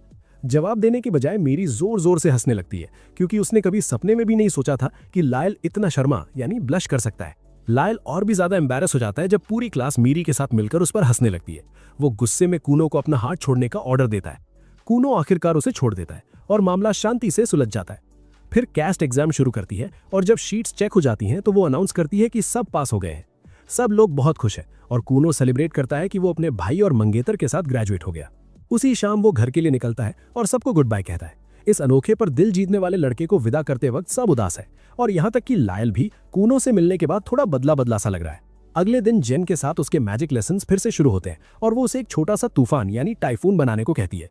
कूनो वो बनाता है और फिर जेन के कहने पर उसे 10 वाटर बॉल्स में बांट देता है, उन्हें अलग रंग देता है और उनका टेक्सचर तक बदल देता है। जेन इससे सेटिस्फाइड है, पर कूनो के पास अभी दिखाने के लिए और भी बहुत कुछ है। वो कहता है कि उसने हाल ही में कुछ नया सीखा है और फिर एक वाटर ब्लॉब को एक सफेद कबूतर में बदल देता है जो बिल्कुल असली की तरह उड़ने लगता है। जेन घुटनों के बल गिर जाती है। उसे एहसास हो जाता है कि कूनो अब ऑफिशियली उससे कहीं बेहतर जादूगर यानी सॉर्सरर बन चुका है और अब उसे सिखाने की उसकी नौकरी खत्म होने वाली है। वो टी टाइम के वक्त कूनो को यह सच बताने का फैसला करती है और उसे मेंटली तैयार रहने को कहती है, क्योंकि उसके पास एक शॉकिंग न्यूज है। कूनो आइको को वहां से भेज देता है और फिर जेन से मजाक में पूछता है कि क्या वो कोई देवी है जो दूसरी दुनिया से उसे सिखाने आई थी और अब उसे वापस अपने दिव्यलोक जाना होगा। जेन को यह आइडिया काफी फनी लगता है, पर वो इसे ज्यादा सीरियसली नहीं लेती। वो कूनो को बताती है कि अब उसके पास उसे सिखाने के लिए कुछ नहीं बचा है और वो अब उससे बेहतर मैजिशियन बन चुका है। कूनो खड़ा हो जाता है और कहता है कि वो उसे जाने नहीं देना चाहता। उसका मानना है कि जेन ने जो छोटे छोटे ट्रिक्स निकाले थे उसे बिजी रखने के लिए और अपनी नौकरी बढ़ाने के लिए, उनकी वजह से उसने मैजिक को किसी नॉर्मल क्लास से कहीं बेहतर तरह से समझाए। सबसे बड़ी बात, वो जेन का एहसानमंद है, क्योंकि उसी ने उसे मैजिक से आंखें बनाने के लिए इंस्पायर किया था। वो उसे अपना टीचर बनाए रखने के लिए गिड़गिड़ाने लगता है और उसकी सैलरी बढ़ाने तक का ऑफर दे देता है। पर जेन पहली बार ईमानदारी दिखाती है और बताती है कि उसे अब तक जरूरत से ज्यादा पैसे मिले हैं और अब उसके पास सिखाने को कुछ नहीं है। वो कूनो को सजेस्ट करती है कि उसे अब किसी बहुत बड़े टीचर से सीखना चाहिए, पर कूनो मना कर देता है। वो जिद करता है कि उन्हीं ट्रिक्स की वजह से वो इतना ग्रो कर पाया है और वो चाहता है कि जेन उसे आगे भी ऐसे ही धोखे में रखे, यानी डिसीव हिम फर्दर। जैसे ही वो ये कहता है, पानी से बने ढेर सारे जानवर हर तरफ से निकल आते हैं और जेन से लिपटने यानी कडल करने लगते हैं। जेन को अब पूरा यकीन हो जाता है कि कूनो की लाइफ में उसका रोल अब खत्म हो चुका है। इसके साथ ही वो कूनो का घर छोड़ देती है और अपने स्टूडेंट की मेहनत और लगन से इंस्पायर होकर खुद एक बेहतर मैजिशियन बनने का फैसला करती है। कुछ ही वक्त बाद आइको कूनो को बताती है कि फ्लोरा ने भी रेजिग्नेशन दे दिया है, क्योंकि करिकुलम पूरा हो गया है और कूनो ग्रेजुएट हो गया है। वो बिना बाय कहे निकल गई क्योंकि वो बहुत इमोशनल हो जाती, तो कूनो डिसाइड करता है कि वो उसे एक थैंक यू लेटर लिखेगा। आइको उसे ये लेटर लिखते वक्त पूछने को कहती है कि क्या उनके मैंशन में कोई 6 फुट लंबा हैंडसम नौकर है, क्योंकि वो अपने लिए दूल्हा ढूंढ रही है। कूनो हैरानी से पूछता है कि क्या वो सच में नौकरी छोड़कर शादी करने का प्लान कर रही है। आइको हाँ कहती है। उसका मानना है कि कूनो अब अपना ख्याल खुद रख सकता है और अब वक्त आ गया है कि वो शादी कर ले, क्योंकि इस उम्र के बाद डेटिंग पूल काफी खराब हो जाता है। डिनर के वक्त कूनो अपने पेरेंट्स को बताता है कि उसके सारे टीचर्स ने नौकरी छोड़ दी है और जेन ने कहा है कि अब किसी एक्स्ट्रा ऑर्डिनरी मैजिशियन को ढूंढना होगा। इक्सियो बताता है कि आजकल रॉयल सॉर्सरर जियो काफी फेमस है और उसकी मम्मी भी इस बात की गवाही देती हैं। कूनो अपने पापा से कहता है कि वो जियो को उसका टीचर अपॉइंट कर दे, पर उसके पापा समझाते हैं कि सिस्टम ऐसे काम नहीं करता। वो साफ कर देते हैं कि वो रॉयल सॉर्सरर को यहाँ सिखाने के लिए नहीं बुला सकते। कूनो चिढ़कर अपने पापा से पूछता है कि किंग का बेस्ट फ्रेंड होने का क्या फायदा अगर वो इतना सा काम भी नहीं कर सकते। कूनो के पापा बताते हैं कि सिर्फ किंग या उनके ऑथराइज्ड लोग ही रॉयल सॉर्सरर से मिल सकते हैं, जो किले से बाहर बहुत कम निकलते हैं और आम लोगों से तो बिल्कुल नहीं मिलते। कूनो अब अपने पिता की मजबूरी समझ जाता है, पर उसके पास इसका एक सोल्यूशन पहले से ही रेडी है। वो अपने डैड से कहता है कि अगली बार जब वो किंग से बात करने रॉयल पैलेस जाएंगे तो वो भी उनके साथ चलेगा और वहां जानबूझकर खो जाएगा। फिर कुछ प्लॉट आर्मर और किस्मत के सहारे रॉयल सॉर्सरर्स उसे ढूंढ निकालेंगे और उसे अपना स्टूडेंट बना लेंगे। कूनो के डैड उसे थोड़ा डांटते हैं और कहते हैं कि भाई ये एनिमे और के ड्रामा देखना बंद कर दो, क्योंकि रियल लाइफ में चीजें इतनी फिल्मी नहीं होती। वो कहते हैं कि इस प्लान के कामयाब होने की कोई गारंटी नहीं है, पर कुनो एकदम कॉन्फिडेंट है कि उसे जो चाहिए वो उसे मिलकर रहेगा। वो अपनी मम्मी से मदद मांगता है और क्योंकि वो अपने बेटे की हर बात मानती हैं, वो कुनो के डैड से गिड़गिड़ाती हैं कि कुछ तो कीजिए। अब बेचारा बाप तो अपनी बीवी का पक्का सिंप है, तो वो किंग से इस बारे में बात करने के लिए मान जाता है, भले ही उसे इस प्लान के सक्सेस होने की रत्ती भर भी उम्मीद ना हो। कुछ दिनों बाद एक मास्टर सॉर्सरर को किसी दूसरे हाई लेवल सॉर्सरर से एक फाइल मिलती है। वो ये देखकर दंग रह जाता है कि एक अप्रेंटिस सॉर्सरर सीधा रॉयल सॉर्सरर जियो का स्टूडेंट बनने का सपना देख रहा है। पर वहां मौजूद लड़की उसे बताती है कि लड़का बहुत टैलेंटेड है और प्रिंसेस मिरी तो उसके प्यार में पागल है। मास्टर को इन सब लव मैटर्स से कोई फर्क नहीं पड़ता और वो कुनो की फाइल को पूरी बारीकी से पढ़ना शुरू करता है, और भाई सिर्फ उतना ही काफी था उसकी दिलचस्पी जगाने के लिए। इस घटना के कुछ दिन बीतते हैं और आखिरकार कुनो को रॉयल पैलेस से बुलावा आ जाता है कि वो रॉयल सॉर्सरर के सामने पेश हो। वो अपने पिता के साथ कैरेज में बैठता है, जो इस बात से काफी खुश दिख रहे हैं कि चीजें उनके फेवर में रहीं। कुनो मजाक में कहता है कि किंग और उसके पिता की दोस्ती सच में काफी गहरी होगी, जो इतनी अजीब डिमांड के लिए भी किंग तुरंत राजी हो गए। लेकिन उसके पिता बताते हैं कि असली वजह ये नहीं है। असल में कोर्ट के हेड सॉर्सरर ने कुनो की एबिलिटीज में काफी गहरा इंटरेस्ट दिखाया है और वो खुद उससे मिलना चाहते हैं। फिर उसके पिता पूछते हैं कि भाई अभी तुम किस लेवल का मैजिक कर लेते हो। कुनो बिना देर किए एक स्पेल चैंट करता है और पानी की एक नन्ही सी बॉल बनाता है, जो देखते ही देखते एक प्यारी सी काली बिल्ली ब्लैक कैट में बदल जाती है और उछलकर उसकी गोद में बैठ जाती है। उसके पिता तो दंग रह जाते हैं। उन्हें यकीन ही नहीं हो रहा कि मैजिक से ऐसी चीज भी मुमकिन है, और वो तुरंत उस छोटी सी किटी को सहलाना शुरू कर देते हैं। वो हैरान है कि ये बिल्ली मैजिक या पानी जैसी बिल्कुल नहीं लग रही, बल्कि एकदम असली बिल्ली जैसी फील हो रही है, बिल्कुल वैसी जो सड़कों पर घूमती रहती हैं। कुनो बताता है कि उसने हाल ही में इसके लुक्स पर महारत हासिल की है, क्योंकि पहले तो वो सिर्फ ट्रांसपेरेंट यानी पारदर्शी जानवर ही बना पा रहा था, लेकिन अब पिछले कुछ वक्त से वो जानवरों का रंग भी अपनी मर्जी से बदल लेता है। उसके पिता बड़े मजे से बिल्ली के साथ खेलने लगते हैं और कुनो पूछता है कि क्या हम घर के लिए एक असली बिल्ली ले लें, पर एक टिपिकल देसी डैड की तरह वो मना कर देते हैं, ये कहकर कि वो घर में गंदगी फैलाएगी और ऊपर से वो उससे टकराकर गिर भी सकते हैं। सबसे बड़ी बात, वो बताते हैं कि कुनो की मम्मी को वैसे भी कुत्ते ज्यादा पसंद हैं, तो उनके पास किसी और जानवर की चॉइस ही नहीं है। जल्द ही वो कैपिटल में एंटर करते हैं और वहां उनका स्वागत एक सिल्वर बालों वाली लड़की करती है जिसका नाम रे है। वो किंगडम की सेकंड प्रिंसेस है और मेरी की बड़ी बहन है। कुनो बड़े रिस्क के साथ उसे ग्रीट करता है और कहता है कि वो बहुत खुशकिस्मत है कि उसे इतनी सुंदर साली मिली है। उसके पिता सोचते हैं कि कहीं मेरा बेटा फॉर द स्ट्रीट्स तो नहीं निकल गया, पर वो ये बात के लिए छोड़ देते हैं। रे स्माइल करती है और कहती है कि उसने मीरी से कुनो के बारे में बहुत कुछ सुना है और वो उससे ढेर सारी बातें करना चाहती है। वो बिल्ली को नोटिस करती है और पूछती है कि क्या इसे किसी खास खाने की जरूरत है, लेकिन जैसे ही कुनो अपने पिता बिल्ली को जमीन पर रखते हैं, कुनो अपना स्पेल रोक देता है और वो बिल्ली वापस पाली का एक छोटा सा पडल बन जाती है।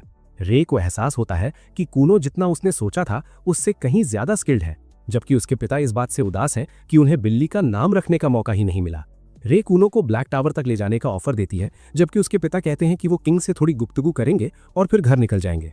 कुनो उन्हें फिक्र ना करने को कहता है, क्योंकि ब्लैक टावर के बाद उसका प्लान मिरी से मिलने का और उसे एक शानदार बूजी डेट पर ले जाने का है। उसके पिता उसे एंजॉय करने को कहते हैं और वादा करते हैं कि जब भी वो घर वापस आना चाहे वो उसके लिए कैरेज का इंतजाम कर देंगे। रे जल्द ही कुनो को ब्लैक टावर की तरफ ले जाती है और रास्ते में पूछती है कि क्या वो चलने में कंफर्टेबल है या उसे किसी मदद की जरूरत है। कुनो कहता है कि वो बिल्कुल ठीक है और तुरंत उससे ऐसे सवाल पूछना शुरू कर देता है जो मैजिक के मामले में एकदम स्टीफन हॉकिंग लेवल के हैं। रे बेचारी थोड़ा कंफ्यूज हो जाती है। वो कहती है कि इतनी एडवांस बातें वो चलते चलते नहीं कर सकती और पूछती है कि क्या उसे पता है कि किंग के टोटल कितने बच्चे हैं। कुनो ने पहले कभी इस बारे में नहीं सोचा था, तो रे बता रही है कि उनके पिता एकदम बॉलर हैं। उनके 7 प्रिंस और 10 प्रिंसेसेस हैं। वो खुद सेकंड प्रिंसेस है, जबकि मीरी 9वीं है। सबसे इंटरेस्टिंग बात यह है कि इस कंट्री में सक्सेशन यानी राजगद्दी का हक आम तरह से काम नहीं करता, जहां सबसे बड़े बेटे को सब मिल जाए। यहाँ मेरिटोक्रेसी चलती है, यानी सारे प्रिंस और प्रिंसेसेस को उनकी स्किल्स और मेरिट्स के बेसिस पर जज किया जाएगा। ये उनके टैलेंट और किसी खास आर्ट के प्रति उनके डेडिकेशन पर डिपेंड करता है। इसका मतलब ये है कि सबसे छोटे प्रिंस या प्रिंसेस के पास भी तख्त जीतने का बराबर मौका है। वो आगे बताती है कि उसने खुद तख्त का मोह माया त्याग दिया है और एक मेज बनने का फैसला किया है और वो देश की बेहतरीन विजर्ड्स में से एक बनने पर काम कर रही है। जब वो हॉलवे से गुजर रहे थे, कुनो को अचानक से एक अजीब सा एहसास होता है जो उसे खिड़की की तरफ खींच ले जाता है। वो बिना किसी मकसद के एक डार्क टावर की तरफ देखने लगता है, जहां से उसे अलग अलग तरह की मैजिकल बीइंग्स महसूस हो रही हैं। फिर रे उसे एक बहुत जरूरी बात समझाती है। उसे लगता है कि आगे चलकर शायद कुनो को बिना वजह तख्त की इस लड़ाई में घसीटा जाए। वो उसे वार्न करती है कि जब तक वो अपना फैसला ना कर ले, किसी भी फैक्शन का साथ ना दे और कभी ऐसी बात ना कहे जिसे उसके खिलाफ यूज किया जा सके। इस कीमती सलाह के बदले कूनो उसे अपनी एक स्पेशल मैजिक टेक्निक दिखाता है। वो अपने जूतों के नीचे पानी की एक बारीक लेयर को फ्रीज कर देता है, जिससे एक तरह का आइस स्केट बन जाता है। रे को ये आइडिया बहुत पसंद आता है और वो तुरंत इसे ट्राई करने को कहती है। कूनो जल्दी से उस पर भी वही मैजिक यूज करता है और फिर कॉरिडोर्स में किसी मैड लैड्स की तरह स्केटिंग करने लगते हैं। बेचारे गार्ड्स उनके पीछे भाग रहे हैं क्योंकि वो रे को चोट लगने का रिस्क नहीं ले सकते। लेकिन रे और कूनो गार्ड से कहीं ज्यादा तेज है और उनसे बच निकलते हैं, पर उनकी किस्मत ज्यादा देर साथ नहीं देती। एक नाइट उन्हें पकड़ लेता है और गार्डन में ले जाकर उनकी अच्छी तरह से क्लास लगाता है। बाद में उन्हें टार की तरफ ले जाया जाता है, जहां उन्हें किंगडम के हेड सॉर्सरर इकिडना से मिलवाया जाता है। कूनो उनके ऑरा को देखकर एकदम हम्बल हो जाता है क्योंकि उसे एहसास होता है कि ये दुनिया कितनी बड़ी है। पहले उसे लगता था कि रे का मैजिक कमाल का है, पर एच का लेवल तो कुछ अलग ही था। वो एक दूसरी ही लीग में थे। एच तुरंत उससे पूछते हैं कि क्या उसका जन्म वाटर क्रेस्ट के साथ हुआ है। कूनो हाँ में जवाब देता है, पर साथ ही ये भी कबूल करता है कि उसे इन क्रेस्ट्स के बारे में ज्यादा कुछ पता नहीं है। एच समझाते हैं कि मेजेस के पास टोटल 7 तरह के क्रेस्ट्स हो सकते हैं जो उनकी मैजिकल अफिनिटीज मतलब झुकाव को दर्शाते हैं, जैसे फायर, वाटर, अर्थ, विंड, लाइट, डार्कनेस और फाउल। हर क्रेस्ट की अपनी एक रैंक होती है जो 1 से 5 स्टार्स तक जाती है। इस हिसाब से कूनो के 2 स्टार्स काफी कॉमन है। रे बीच में बोलती है कि वो खुद भी एक 2 स्टार क्रेस्ट वाली विंड मेज है। कूनो को बात तुरंत समझ आ जाती है और वो मजाक में कहता है कि वो और रे तो अमेरिकन प्रोसेस्ड चीज जैसे हैं, जबकि एच एक एज्ड पार्मेजान के आर्टिजनल व्हील की तरह है। एच को ये डिस्क्रिप्शन काफी सही लगता है और वो रिवील करते हैं कि वो असल में एक 4 स्टार मेज है। इसके तुरंत बाद एच उन सबको नीचे ट्रेनिंग ग्राउंड में ले जाते हैं और कूनो से कहते हैं कि वो उसका एक छोटा सा टेस्ट लेंगे ताकि उसकी मैजिकल प्रोवेस मतलब ताकत को नाप सकें। कूनो थोड़ा डर जाता है। वो सोचने लगता है कि क्या इसका मतलब ये है कि अगर वो टेस्ट पास कर गया तो कोई रॉयल मेज उसका ट्यूटर बनने को तैयार हो जाएगा। पर उसे सोचने का ज्यादा वक्त नहीं मिलता क्योंकि एच तुरंत एक पुराने स्टूडेंट को बुलाते हैं जो खुद एक रॉयल मेज है और उसे अपना वाटर मैजिक डेमोन्स्ट्रेट करने को कहते हैं। वो मेज एक स्पेल बोलता है और अचानक हवा में पानी की बूंदों का एक ब्रिलियंट पैटर्न बन जाता है। एच कूनो की तरफ मुड़ते हैं और उसे ऑर्डर देते हैं कि वो उस लड़के के मैजिक को अपने कब्जे में कर ले, कॉन्कर इट। कूनो को जेन की बात याद आती है कि वो ना सिर्फ पानी पैदा कर सकता है बल्कि आसपास के पानी को मैनिपुलेट भी कर सकता है। आज तक ये उसके लिए कोई बड़ी बात नहीं थी, पर उसने कभी किसी और मेज के बनाए हुए पानी पर कंट्रोल करने की कोशिश नहीं की थी। उसे समझ आता है कि एच ने बिना किसी मेहनत के उसे एक ऐसा असाइनमेंट ले दिया है जो ना उसने और ना ही जेन ने कभी सोचा था। अब उसे ऑन द फ्लाई से निपटना होगा। वो कोशिश करने का फैसला करता है और तुरंत उस सिल्वर हेड मेज से कंट्रोल छीनने की कोशिश करता है। पहले उसे लगता है कि ये काम कर जाएगा, पर रास्ता तब रुकता है जब पानी की बूंदें रेजिस्ट करने लगती हैं। वो मेज बड़े आराम से अपनी ड्रॉपलेट्स पर कब्जा बनाए रखता है। एच बड़े इंटरेस्ट से देख रहे हैं कि आगे क्या होगा, पर कूनो इतनी जल्दी हार मानने वालों में से नहीं था। वो अपनी पूरी जान लगा देता है और स्टैमिना झोंक देता है। सबके होश तब उड़ जाते हैं जब कूनो उस तजर्बेकार मतलब एक्सपीरियंस्ड मेज से 2 वाटर बॉल्स छीनने में कामयाब हो जाता है, इससे पहले कि एच इस टेस्ट को रोक दे। कूनो घुटनों के बल गिर जाता है और जोर जोर से सांस लेने लगता है। वो सिल्वर हेड मेज ईमानदारी से कहता है कि उसने कभी नहीं सोचा था कि एक बच्चा उससे उसकी 2 वाटर बॉल्स छीन लेगा। वो एच से कहता है कि वो इस लड़के को अपना शागिर्द बनाने के लिए तैयार है, पर तभी बाकी मेजेस भी चिल्लाने लगते हैं कि वो भी कूनो को सिखाना चाहते हैं। एच सबको चुप रहने को कहते हैं क्योंकि वो देखना चाहते हैं कि कूनो और क्या कर सकता है और वो उसे कुछ नया क्रिएट करने को कहते हैं। कूनो तुरंत अपने वाटर मैजिक से एक ट्रैम्पोलिन बना देता है और एच उस पर बच्चों की तरह उछलने लगते हैं। उन्हें बड़ा मजा आ रहा है। बाकी मेजेस भी लाइन में लग जाते हैं क्योंकि वो समझना चाहते हैं कि ये काम कैसे करता है और क्या वो इसे दोबारा बना सकते हैं। एच कूनो से कहते हैं कि वो चाहते हैं कि वो आज रात कासल में ही रुके ताकि वो उसकी बाकी एबिलिटीज देख सके। कूनो मना कर देता है और कहता है कि बदकिस्मती से आज मेरी के साथ उसकी डेट है तो उसे डिनर पर ले जाना होगा। तभी रे उससे पूछती है कि क्या वो मैजिक से दूसरे जानवर या शायद इंसान भी बना सकता है। कूनो कहता है कि वो दोनों कर सकता है और तुरंत अपनी मेट के शेप में पानी की एक गुड़िया बना देता है। ये अभी परफेक्ट नहीं है क्योंकि गुड़िया थोड़ी ट्रांसलूसेंट है मतलब पारदर्शी है और उसकी मूवमेंट्स भी अभी एकदम नेचुरल नहीं है। सिल्वर हेड मेज पूछता है कि क्या वो इन डॉल्स से कुछ भी करवा सकता है।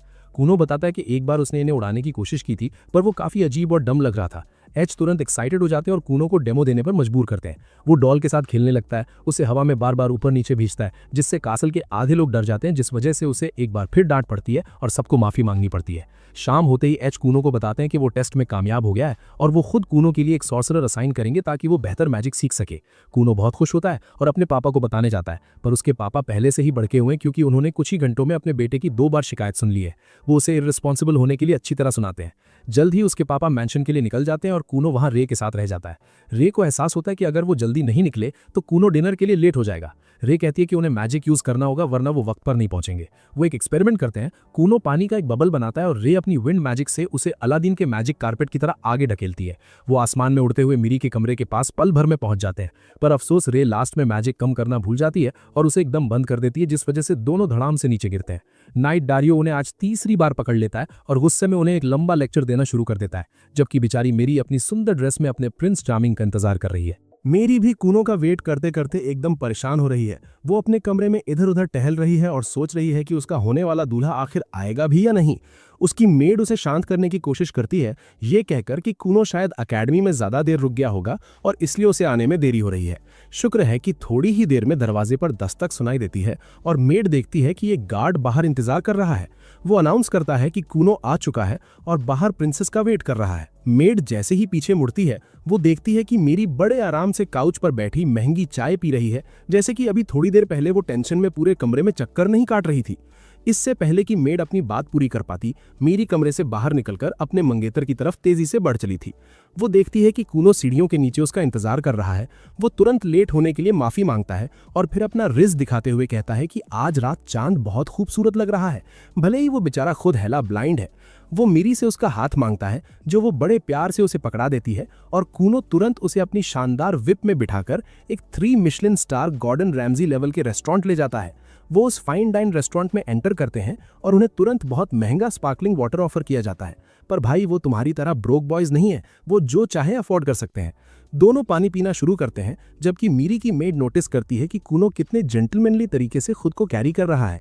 मीरी बात शुरू करती है और पूछती है कि क्या आज उसे ब्लैक टावर जाने का मौका मिला। कूनो बड़े एक्साइटमेंट के साथ जवाब देता है और बताता है कि आज उसे मीरी की बड़ी बहन से मिलने का मौका मिला। वो कहता है कि टावर में उसने जितने भी मेजेस देखे सब एक से बढ़कर एक थे, खासकर सेकंड प्रिंसेस रे। वो उसे ये भी बताता है कि उसने मेज टेस्ट पास कर लिया है, पर उसे अभी तक ये नहीं पता कि उसका नया टीचर कौन होने वाला है। कूनो प्रिंसेस के साथ लगातार फ्लर्टिंग जारी रखता है और मीरी भी अपनी रात काफी एंजॉय कर रही है। भले ही उसकी मेड को कूनो थोड़ा क्रिंज लग रहा हो, पर भाई यंग लव है तो चलता है। डिनर खत्म होने के बाद कूनो मीरी को अचानक सरप्राइज कर देता है। वो उसका हाथ पकड़ता है और कहता है कि भले ही अभी हम कभी कभार ही ऐसे डिनर पर आ पा रहे हैं, पर जब हमारी शादी हो जाएगी तो हमारी हर रात ऐसी ही शानदार होगी। ये सुनकर वो मेड भी हैरान रह जाती है, जिसने बहुत सारी बुक टॉक रील्स देखी हैं। उसे लगने लगता है कि कूनो इतना भी क्रिंज नहीं है जितना वो सोच रही थी। मीरी किसी तरह अपने इमोशंस को कंट्रोल करती है और एकदम एलिगेंट बनी रहती है, पर जैसे ही वो अपने कमरे में पहुंचती है, वो खुशी के मारे किसी छोटी बच्ची की तरह हंसने लगती है और उन सब बातों के बारे में सोचती है जो कूनो ने उससे कही हैं। कुछ दिन बीत जाते हैं और कूनो अपने मैंशन वापस लौट आता है। वो अपनी स्टडी में बैठकर रिपोर्ट लिख रहा होता है जब आइको उसे आवाज देती है, जो कपड़े धो रही थी। वो कूनो से मदद मांगती है। कूनो तुरंत अपने वाटर मैजिक का एक नया वेरिएशन यूज करता है और ढेर सारा झाग वाला पानी बनाता है, जो मिनटों में सारी गंदगी साफ कर देता है। आइको उसे थैंक यू बोलती है, पर कूनो थोड़ा चिढ़कर कहता है कि वो रिपोर्ट खत्म करने की कोशिश कर रहा था, जो अब डिले हो जाएगी। आइको से कहती है कि लूजर बनना बंद करो और हर वक्त नर्ड की तरह कमरे में बंद होकर पढ़ाई मत करो। कूनो जवाब देता है कि वो बस रिपोर्ट तभी खत्म करना चाहता है जब सब कुछ उसके दिमाग में फ्रेश हो। आइको उसे समझाती है कि नर्ड बनने से तुम्हें बिचेस नहीं मिलेंगी और अगर तुम धूप में बाहर निकलकर नहीं खेलोगे और ताज़ी हवा नहीं लोगे तो तुम्हारी ग्रोथ रुक जाएगी। कूनो को इस कड़वे सच का एहसास होता है कि लड़कियां हमेशा लंबे लड़कों को ही पसंद करती हैं, पर आइको वादा करती है कि वो उसे हमेशा पसंद करेगी, चाहे उसकी हाइट कुछ भी हो, जब तक उसके पास एक बिग पैकेज है, यानी पैसा और रुतबा। इसके बाद वो दोनों सूखते हुए कपड़ों की छांव में बैठ जाते हैं। कूनो पूछती है कि क्या ब्लैक टावर से कोई जवाब आया, क्योंकि ऐसा लग रहा है कि उन्होंने अभी तक उसका टीचर डिसाइड नहीं किया है। उसकी ये मुराद जल्द ही पूरी हो जाती है, क्योंकि कुछ दिन बाद एक लेटर आता है और पता चलता है कि उस डेविलिशली हैंडसम मास्टर सॉर्सरर जियो को कूनो का नया ट्यूटर असाइन किया गया है। कूनो को इस आदमी के बारे में ज्यादा कुछ नहीं पता, उसने सिर्फ अपनी मम्मी से सुना है, पर आइको तो पागल ही हो जाती है। वो कहती है कि जियो पूरे कॉन्टिनेंट का सबसे हैंडसम मर्द है और वो तुरंत अपना वजन कम करने और बाल सेट करवाने की टेंशन लेने लगती है, ताकि अगर जियो की नज़र उस पर पड़े तो वो एकदम बेस्ट दिखे। उधर किले में रे मीरी से मिलने आती है और उसे बताती है कि जियो को कूनो का नया टीचर चुना गया है। मीरी काफी एक्साइटेड दिख रही है, क्योंकि इसका मतलब है कि कूनो सबसे बेहतरीन सॉर्सरर से सीखेगा, जबकि रे थोड़ी उदास है। वो कहती है कि वो खुद कूनो की टीचर बनना चाहती थी, क्योंकि वो एक बहुत ही इंटरेस्टिंग स्टूडेंट साबित होता। कॉरिडोर से गुजरते वक्त मीरी अपनी 2 बड़ी बहनें ईव और लिडिया को देखती है, जो उसे देखकर स्मर्क करती हैं, और मीरी वहीं ठिठक जाती है। शुक्र है कि रे उसके साथ है, जिससे उसे थोड़ा कॉन्फिडेंस मिलता है, पर ईव बीच में बोल पड़ती है और कहती है कि उन्होंने उसके मंगेतर कूनो के बारे में बहुत कुछ सुना है। वो मजाक उड़ाते हुए कहती है कि अभी उनकी सिर्फ सगाई हुई है, शादी नहीं, जिसका मतलब है कि कूनो टेक्निकली किसी दूसरी प्रिंसेस से प्यार में पड़ सकता है और उससे शादी कर सकता है। ये सुनकर मीरी थोड़ी इनसिक्योर महसूस करने लगती है, पर रे तुरंत उन्हें मुंहतोड़ जवाब देती है।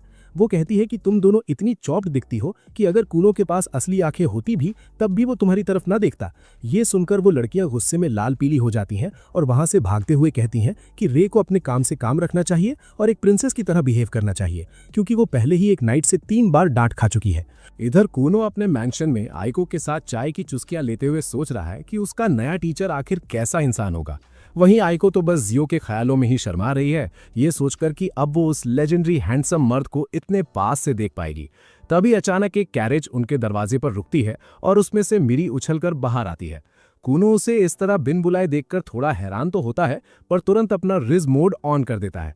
वो कहता है कि उसे मिरी जैसी सुंदर लड़की के सामने आने के लिए खुद को मेंटली प्रिपेयर करना पड़ता है। लेकिन बेचारे कूनो को ये नहीं पता कि जियो पहले से ही कैरेज के अंदर बैठा उसका ये सारा क्रिंजी बुलशिट सुन रहा है और सोच रहा है कि भाई मैं किस लफड़े में फंस गया हूं। कूनो को अभी भी कुछ अंदाजा नहीं है और वो अजीब बातें जारी रखता है कि कैसे उसे यकीन है कि मिरी ने अपना सोप बदल लिया है। भाई ऐसी बातें अगर मैं अपने कोनोकर से बोलूं तो एचआर का लेटर घर आ जाए। जियो आखिरकार कैरेट से बाहर निकलता है और कूनो को तुरंत अपने आसपास एक अलग ही प्रेजेंस महसूस होती है। वो समझ जाता है कि ये जियो ही हो सकता है। जहां आइको अंदर ही अंदर पागल हो रही है, कूनो बस ये सोच रहा है कि जियो कितना ताकतवर होगा, क्योंकि वो उसकी डेंस मैजिकल ऑरा को साफ महसूस कर सकता है। कूनो को रियलाइज होता है कि ये बंदा ब्लैक टावर के किसी भी मेज से कहीं ज्यादा स्ट्रांग है, शायद ग्रैंड मास्टर से भी ऊपर। मेरी कूनो के चेहरे के एक्सप्रेशन देखकर पूछती है कि क्या सब ठीक है, पर कूनो उसे इग्नोर करके सीधा जियो को ग्रीट करता है और अपना इंट्रोडक्शन देता है। जियो बड़े रूड तरीके से कहता है कि उसे इन सब बातों से कोई मतलब नहीं है और वो साफ कर देता है कि उसे बच्चे यानी ब्रैट्स बिल्कुल पसंद नहीं है। आइको सोचती है कि कोई मेज इतना फाउल माउथ कैसे हो सकता है, पर साथ ही बुक टॉक ब्रेन रॉट की वजह से उसे ये काफी हॉट लगता है। जियो खुल्लम खुल्ला डिक्लेयर कर देता है कि उसने ये जॉब अपनी मर्जी से नहीं बल्कि ग्रैंड मास्टर ने जबरदस्ती उसे ये काम थोपा है। कूनो को इससे कोई खास फर्क नहीं पड़ता और वो बड़े मैच्योर तरीके से जवाब देता है कि हम सब पॉलिटिक्स और हायरार्की की बेड़ियों में बंधे हैं, तो हम कुछ कर नहीं सकते। डैरियो भी मिरी गिरगार्ड के रूप में अपना फॉर्मल इंट्रो देता है और कूनो उससे पिछले दिन हुए हंगामे के लिए माफी मांगता है। फिर सब चाय पीने बैठते हैं, जो जियो के लिए किसी सजा से कम नहीं है, क्योंकि वो मिरी और कूनो की नॉन स्टॉप फ्लर्टिंग बर्दाश्त नहीं कर पा रहा। जियो आखिरकार बीच में बोल पड़ता है और उन्हें कंट्रोल में रहने को कहता है। वो साफ कहता है कि वो यहाँ मैजिक डिस्कस करने आया है, ना कि 2 निब्बा निब्बी के कॉर्नी डायलॉग्स। जियो कूनो के थोड़े मजे लेने का फैसला करता है और उससे पूछता है कि क्या उसे कंपाउंड मैजिक के बारे में कुछ पता है। कूनो जवाब देता है कि कंपाउंड मैजिक एक एडवांस मैजिक है जिसमें कास्टर एक साथ कई अलग अलग स्पेल्स यूज करता है।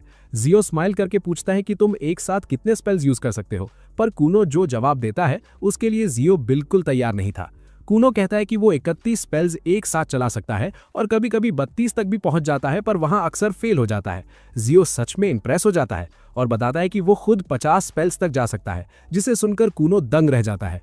जियो फिर कूनो से पूछता है कि तुमने 20 स्पेल्स वाली उस मुश्किल हद को यानी क्लिफ को कैसे पार किया जहां सब हार मान लेते हैं।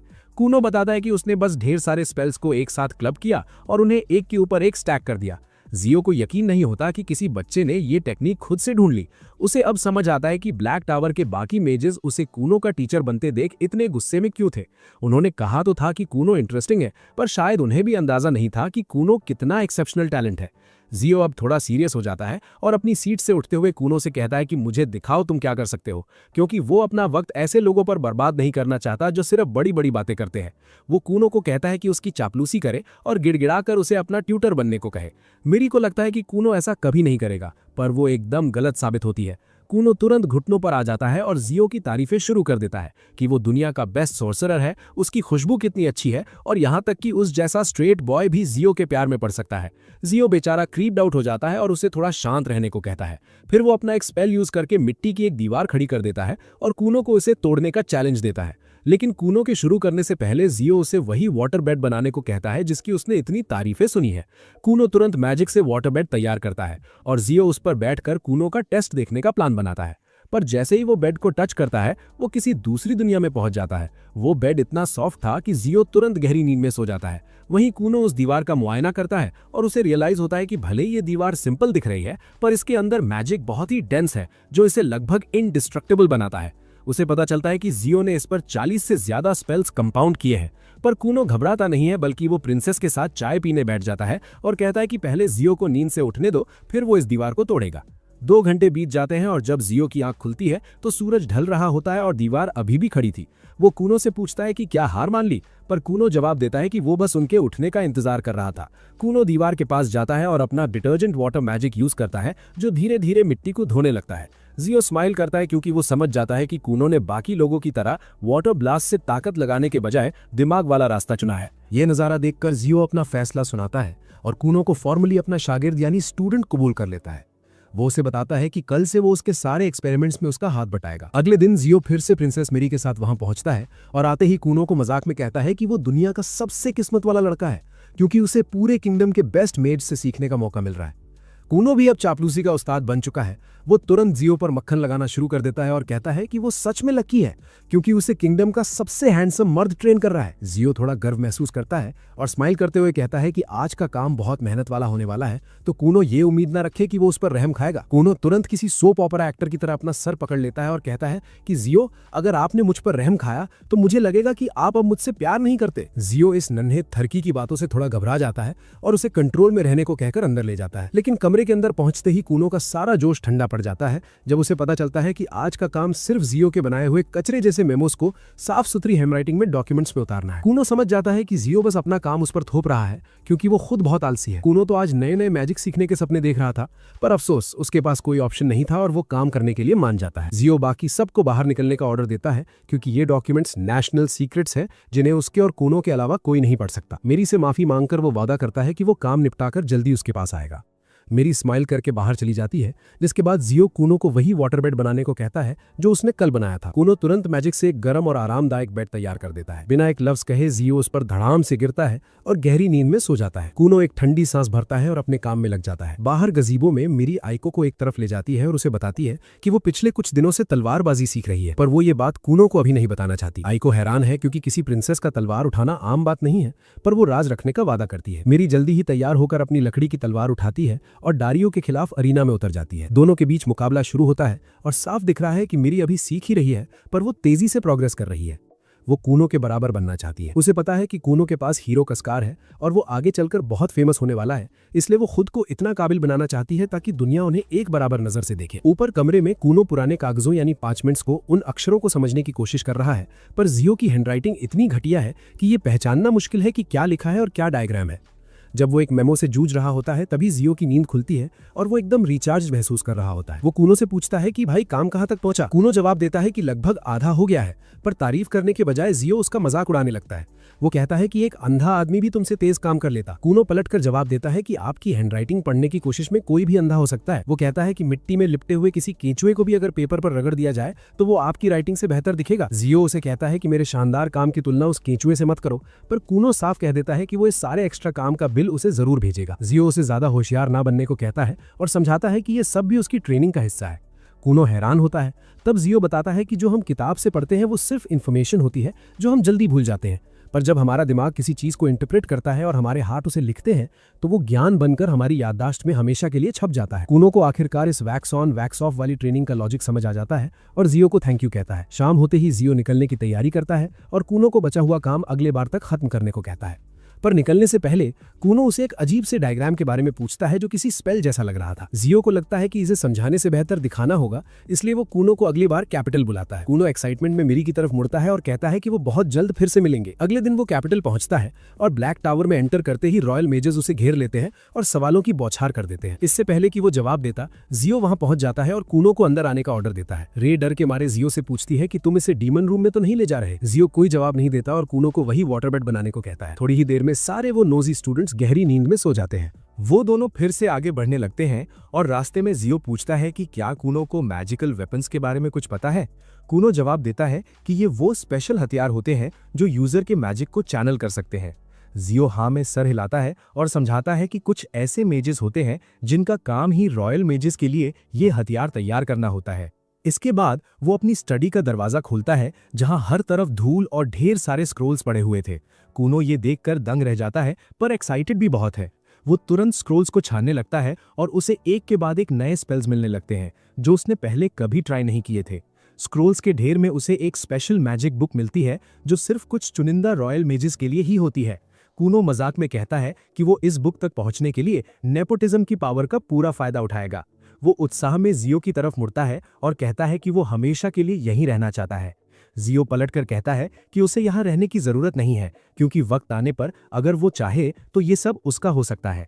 फिर जियो का ध्यान सामने रखे एक बॉक्स पर जाता है। वो बताता है कि वो पिछले कुछ महीनों से एक स्पेशल मैजिकल टूल पर काम कर रहा है, और वही डायग्राम जो कूनो ने कल देखा था, इसी टूल का इलस्ट्रेशन था। कूनो आगे बढ़कर बॉक्स खोलता है, पर वो खाली निकलता है। कंफ्यूज होकर वो पूछता है कि भाई ये चीज आखिर करती क्या है। जियो जवाब देता है कि वो एक ऐसा डिवाइस बना रहा है जो बिना हिले डुले उन्हें वो सब दिला सके जो वो चाहते हैं। जैसे कि अगर उसे एक सेब चाहिए तो ये डिवाइस उनके लिए वो पैदा कर देगा। कूनो कहता है कि उसे भी ऐसा डिवाइस चाहिए जो उसके लिए गर्मा गर्म पैनकेक्स बना सके। जियो बताता है कि कूनो के वाटर मैजिक की मदद से वो आखिरकार इस प्रोडक्ट का टेस्टिंग फेज शुरू करके इसे मार्केट में लॉन्च कर सकते हैं। जियो क्लेम करता है कि उसका अर्थ मैजिक डिवाइस की आउटर शेल संभाल लेगा, जबकि कूनो का वाटर मैजिक अंदर के बारीक मूविंग पार्ट्स को हैंडल करेगा। कूनो को लगता है कि ये डिवाइस सच में हिट हो सकता है और वो जियो के साथ काम करने के लिए मान जाता है। जल्द ही वो लंच के लिए नीचे जाते हैं, जहां मेजेस के हेडमास्टर कूनो को उस स्कूल ऑफ विजर्डरी एंड विचक्राफ्ट के बारे में बताते हैं जहां पूरी दुनिया से मेजेस पढ़ने आते हैं। कूनो ने पहले कभी इसके बारे में नहीं सुना था और वो ये सोचकर बहुत एक्साइटेड हो जाता है। जियो उसे कहता है कि अभी इस बारे में ज्यादा मत सोचो, क्योंकि वहां सिर्फ 12 साल से ऊपर के मेजेस ही एनरोल कर सकते हैं। अभी कूनो सिर्फ 10 साल का है तो वो कुछ नहीं कर सकता। देखते ही देखते 2 साल बीत जाते हैं और आखिरकार जियो कूनो का टेस्ट लेने का फैसला करता है, ये देखने के लिए कि उसने इन 2 सालों में क्या सीखा है। वो मेरी और बाकी सबके सामने अपनी पोजीशंस लेते हैं। कूनो अपने वाटर मैजिक के साथ तैयार है ताकि जियो जो भी फेंके वो उसे डिफेंड कर सके। जियो स्माइल करता है और अपने अर्थ मैजिक से ढेर सारे नोकीले स्पाइक्स बनाकर कूनो की तरफ छोड़ता है। कूनो को कंपाउंड मैजिक यूज करना पड़ता है और वो पानी की बूंदों से एक ढाल बनाता है जो सारा डैमेज सोख लेती है और फिर एक सुनामी बनकर वापस जियो की तरफ बढ़ती है और ठीक उसके पैरों के पास रुक जाती है। जियो खुश होकर कहता है कि वो टेस्ट में पास हो गया है। कूनो की खुशी का ठिकाना नहीं रहता। इसके बाद वो घर के अंदर जाते हैं, जहां आइको एक मैजिक पॉट निकालती है जो सिर्फ मैजिक की मदद से एकदम फ्रेश पाए बना देता है। मेरी उसे चक्कर कहती है कि ये एकदम अवन से निकला हुआ फ्रेश लग रहा है। कूनो कहता है कि उनका प्रोडक्ट मार्केट में हिट तो हो गया है, पर शिकायत करता है कि उसे एक पैसा नहीं मिला और सारा कैश फ्लो जियो की पॉकेट में जा रहा है। बाद में स्टडी में मेरी कमरे को निहार कर कहती है कि कूनो और जियो ने अब तक 5 सक्सेसफुल मैजिक डिवाइसेस मिलकर बनाए हैं। कूनो बताता है कि एक और नया डिवाइस बन रहा है और उन्होंने अपने नए मैजिक मैनुअल में मैजिक की 5 नई थ्योरीज भी रिलीज की हैं। जियो उसकी तरफ मुड़ता है और कहता है कि अब उसे इन डिवाइसेस की चिंता करने की जरूरत नहीं है। वो उसे याद दिलाता है कि इस स्प्रिंग में वो 12 साल का हो रहा है और उसे मैजिक स्कूल के लिए तैयार हो जाना चाहिए। पहले तो कूनो जाने से मना कर देता है क्योंकि उसे लगता है कि जियो ही उसका बेस्ट टीचर है, पर जियो समझाता है कि वो एक अर्थ मैजिक यूजर है और वो उसे वाटर मैजिक के बारे में ज्यादा नहीं सिखा सकता। वैसे भी दुनिया बहुत बड़ी है और उस मैजिक स्कूल में बहुत से एक्स्ट्रॉर्डिनरली स्ट्रॉन्ग वाटर मैजेस हैं। कूनो फिर भी नहीं जाना चाहता, पर मेरी उसे आखिरी पुश देती है। वो कहती है कि उसे जाना चाहिए और एक महान सॉर्सरर बनना चाहिए, और वादा करती है कि जब तक वो दोबारा मिलेंगे वो भी खुद पर काम करेगी और एक फाइन वुमन बन जाएगी। उस शाम जियो को आखिरी बार गुड बाय कहने के बाद कूनो अपनी स्टडी में वापस आता है और सोचता है कि कैसे इन पिछले कुछ सालों में उसे बिना आंखों के रहने की आदत हो गई थी। वो सेंसिंग में इतना माहिर हो गया था कि वो अपना सबसे बड़ा मकसद ही भूल गया था, अपनी आंखें वापस पाना। उसे एहसास होता है कि वो ये तभी कर पाएगा जब वो एक बेहतर मेज बनेगा, और उसके लिए उसे एक असली वाटर मेज से सीखना ही होगा। कई दिन बीत जाते हैं और वो एक जुनून के साथ आंखें बनाने का तरीका ढूंढने लगता है। ढेर सारी नाकामियों के बाद एक प्यारी सी सुबह उसे आखिरकार जवाब मिल जाता है। उसे रियलाइज होता है कि वो बहुत ज्यादा कॉम्प्लेक्स सोच रहा था, जबकि जवाब बहुत सिंपल है। उसे बस एक ऐसा आईना बनाना है जो दुनिया को रिफ्लेक्ट करे और उस इंफॉर्मेशन को उसके दिमाग तक पहुंचाए ताकि वो समझ सके कि वो क्या देख रहा है। इसी सोच के साथ वो तुरंत काम पर लग जाता है और थोड़ी ही देर में वो अपनी जिंदगी में पहली बार अपनी आंखें खोलता है और अपने सामने का नजारा देखता है। उसकी आंखों से आंसू निकलने लगते हैं और ये भी उसके लिए पहली बार का एहसास था। कूनो ने आखिरकार देखना सीख लिया है। कूनो अपने कमरे में इधर उधर घूमने लगता है, कभी किताबों को देखता है तो कभी खिड़की के कांच में अपनी रिफ्लेक्शन ढूंढने की कोशिश करता है ताकि देख सके कि वो दिखता कैसा है। पर तभी उसे अपने ठीक पीछे एक विशाल जायंट इंसेक्ट मॉन्स्टर खड़ा दिखाई देता है। पर हैरानी की बात यह थी कि वो केकड़ा वहां एकदम शांत खड़ा था, बिना हिले डुले। थोड़ी देर बाद कूनो को रियलाइज होता है कि ये चीज उसके लिए कोई खतरा नहीं है। वो वापस अपने इन्वेंशन की तरफ मुड़ता है और मैजिक का यूज करके अपने सामने एक आईना खड़ा कर देता है। जब से उसने मैजिक सीखने का फैसला किया था, उसने एक कसम खाई थी कि जिस दिन वो अपनी आंखें बना लेगा उस दिन वो सबसे पहले उस शख्स को देखेगा जिससे वो सबसे ज्यादा नफरत करता है, यानी वो खुद। उसे वो सारा वक्त याद आता है जब उसके पेरेंट्स और सर्वेंट्स को उसकी वजह से कितनी मेहनत करनी पड़ती थी ताकि उसे चोट न लगे। आईना तैयार होते ही वो आखिरकार अपनी आंखें खोलता है और खुद को जी भर के निहारता है। वो नोटिस करता है कि उसकी हाइट कुछ खास नहीं है और ना ही चेहरे पर कोई दाढ़ी मूंछ है, पर शायद ऐसा इसलिए है क्योंकि वो अभी भी एक बच्चा ही है। वो फिर से उस जायंट क्रैब की तरफ मुड़ता है और उससे बात करने की कोशिश करता है, पर वो केकड़ा तो पहले की तरह एकदम गूंगा निकला, बस बिना एक मसल हिलाए सीधा सामने देखे जा रहा था।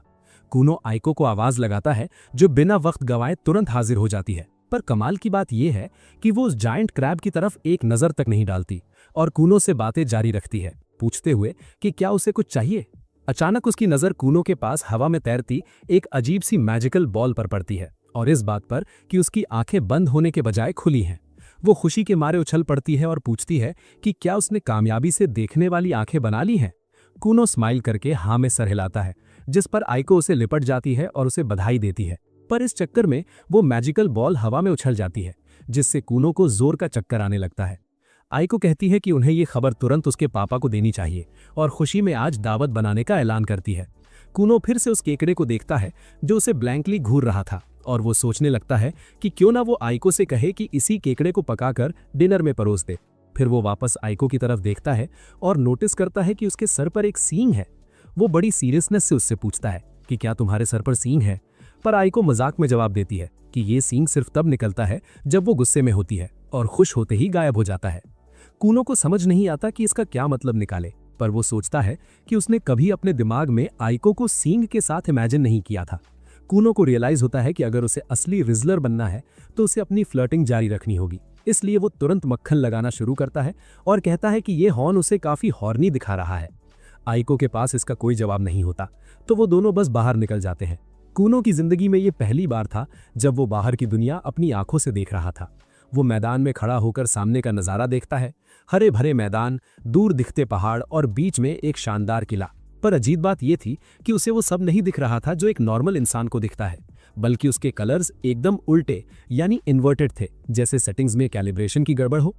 उसे सूरज का रंग काला दिख रहा है, चमकदार नीला आसमान हल्का बैंगनी और घास एकदम पीली नीली सी लग रही है। कूनो को भी लगता है कि कुछ तो लोचा है, क्योंकि किसी भी किताब में ये नहीं लिखा था कि सूरज काला होता है या आसमान इतना पर्पल। आइको पीछे से आकर उसे एक क्लोक पहना देती है ताकि उसे ठंड ना लगे और कहती है कि उन्हें तुरंत मैनर पहुंचकर पेरेंट्स को ये खुशखबरी देनी चाहिए।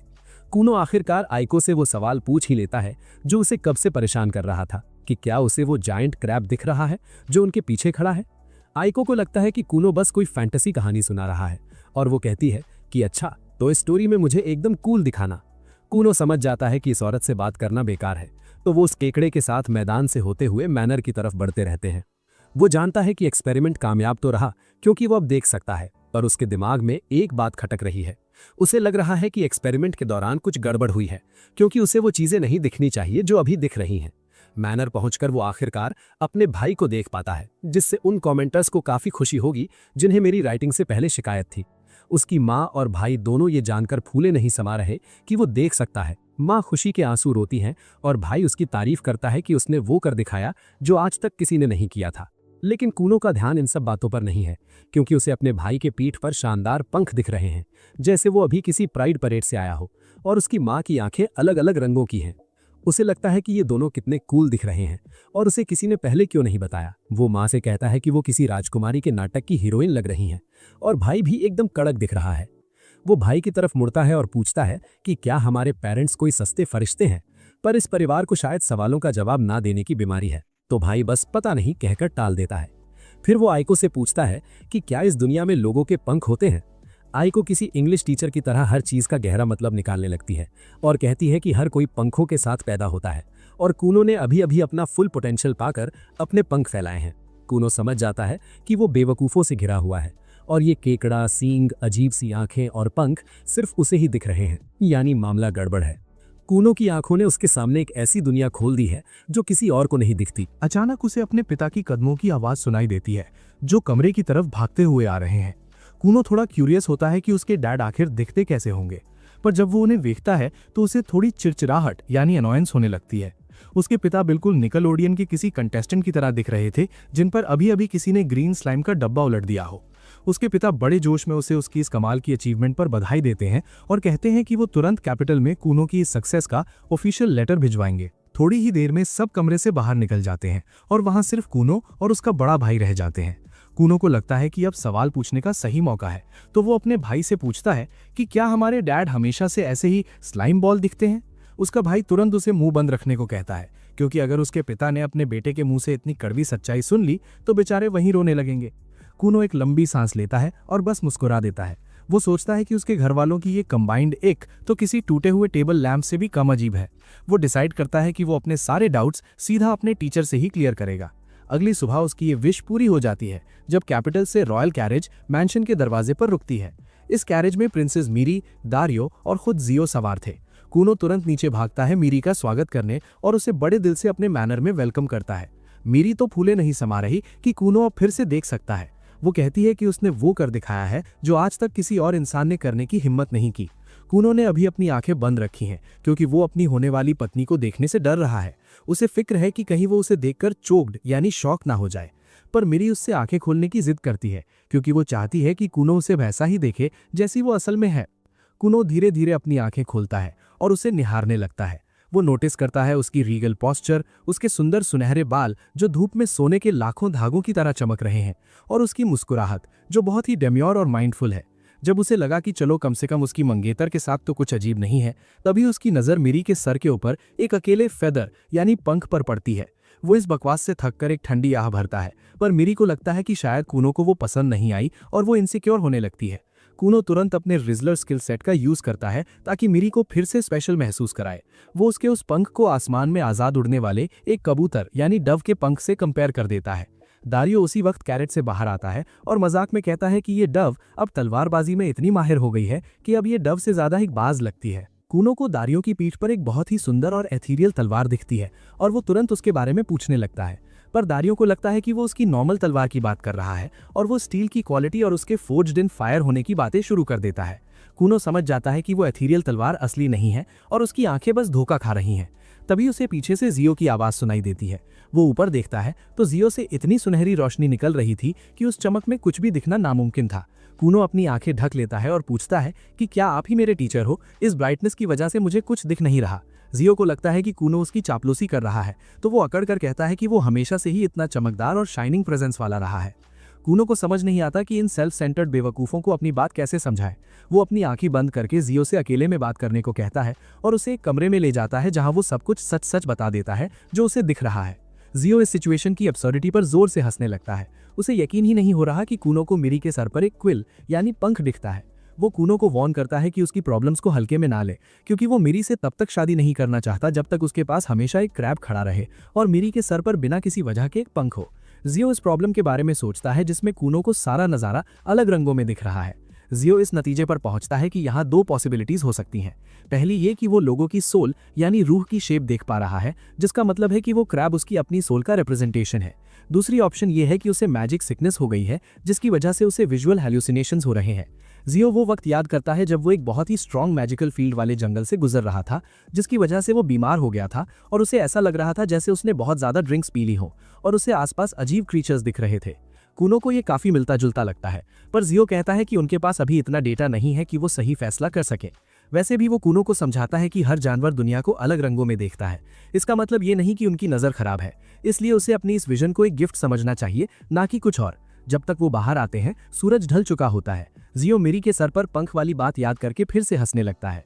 अगली रात सब मिलकर कूनो का 12वां बर्थडे मनाते हैं, जो उसकी जिंदगी के एक नए सफर की शुरुआत भी है, क्योंकि अगले दिन वो मैजिकल एकेडमी के लिए निकलने वाला था।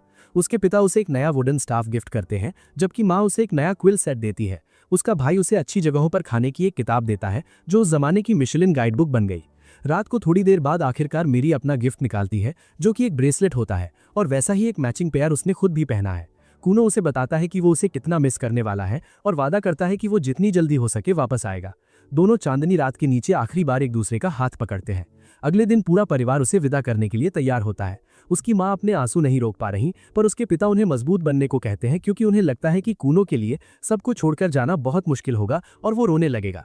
पर सबको हैरान करते हुए ऐसा कुछ नहीं होता। कूनो उन्हें गले तक नहीं लगाता, सीधा कार्ट में बैठता है और लेटर फैम बोलकर निकल जाता है। वो अपने परिवार से कहता है कि शायद वो अगले 2 सालों में वापस आए या शायद ना आए, किसने जाना।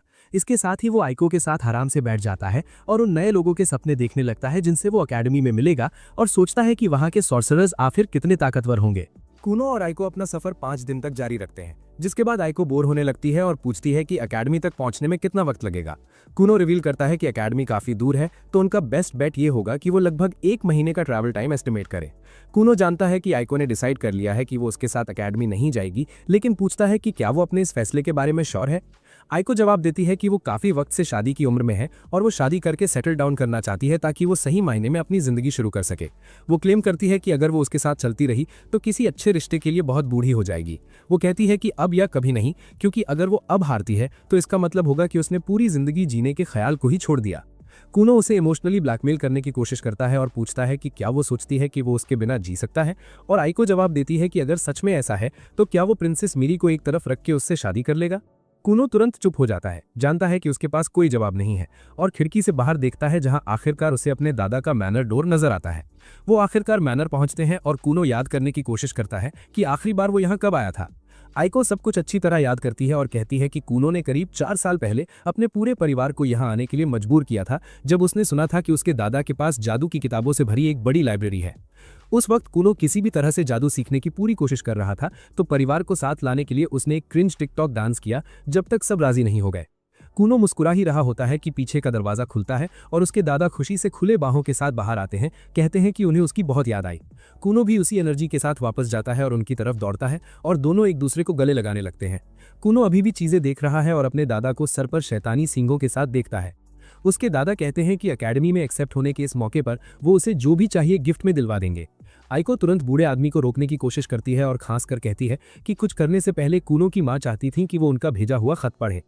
कूनो के दादा लेकिन बिल्कुल नहीं सुनते और कूनो से पूछते रहते हैं कि क्या वो गहने चाहते हैं, और एक जवाहिरी को बुलाने लगते हैं। आइको उन्हें दोबारा रोकती है, पहले अपनी बेटी का खत पढ़ने के लिए कहती है, तो वो खत लेकर अपनी स्टडी में चले जाते हैं। वो अपना रीडिंग ग्लासेस निकालते हैं और तुरंत नाराज हो जाते हैं क्योंकि उनकी बेटी उनकी आदत जानती है और उसने एक लिमिट लगा दी है कि कूनो पर कितना खर्चा हो सकता है, कहते हुए कि ये $10,000 से ज्यादा नहीं होना चाहिए।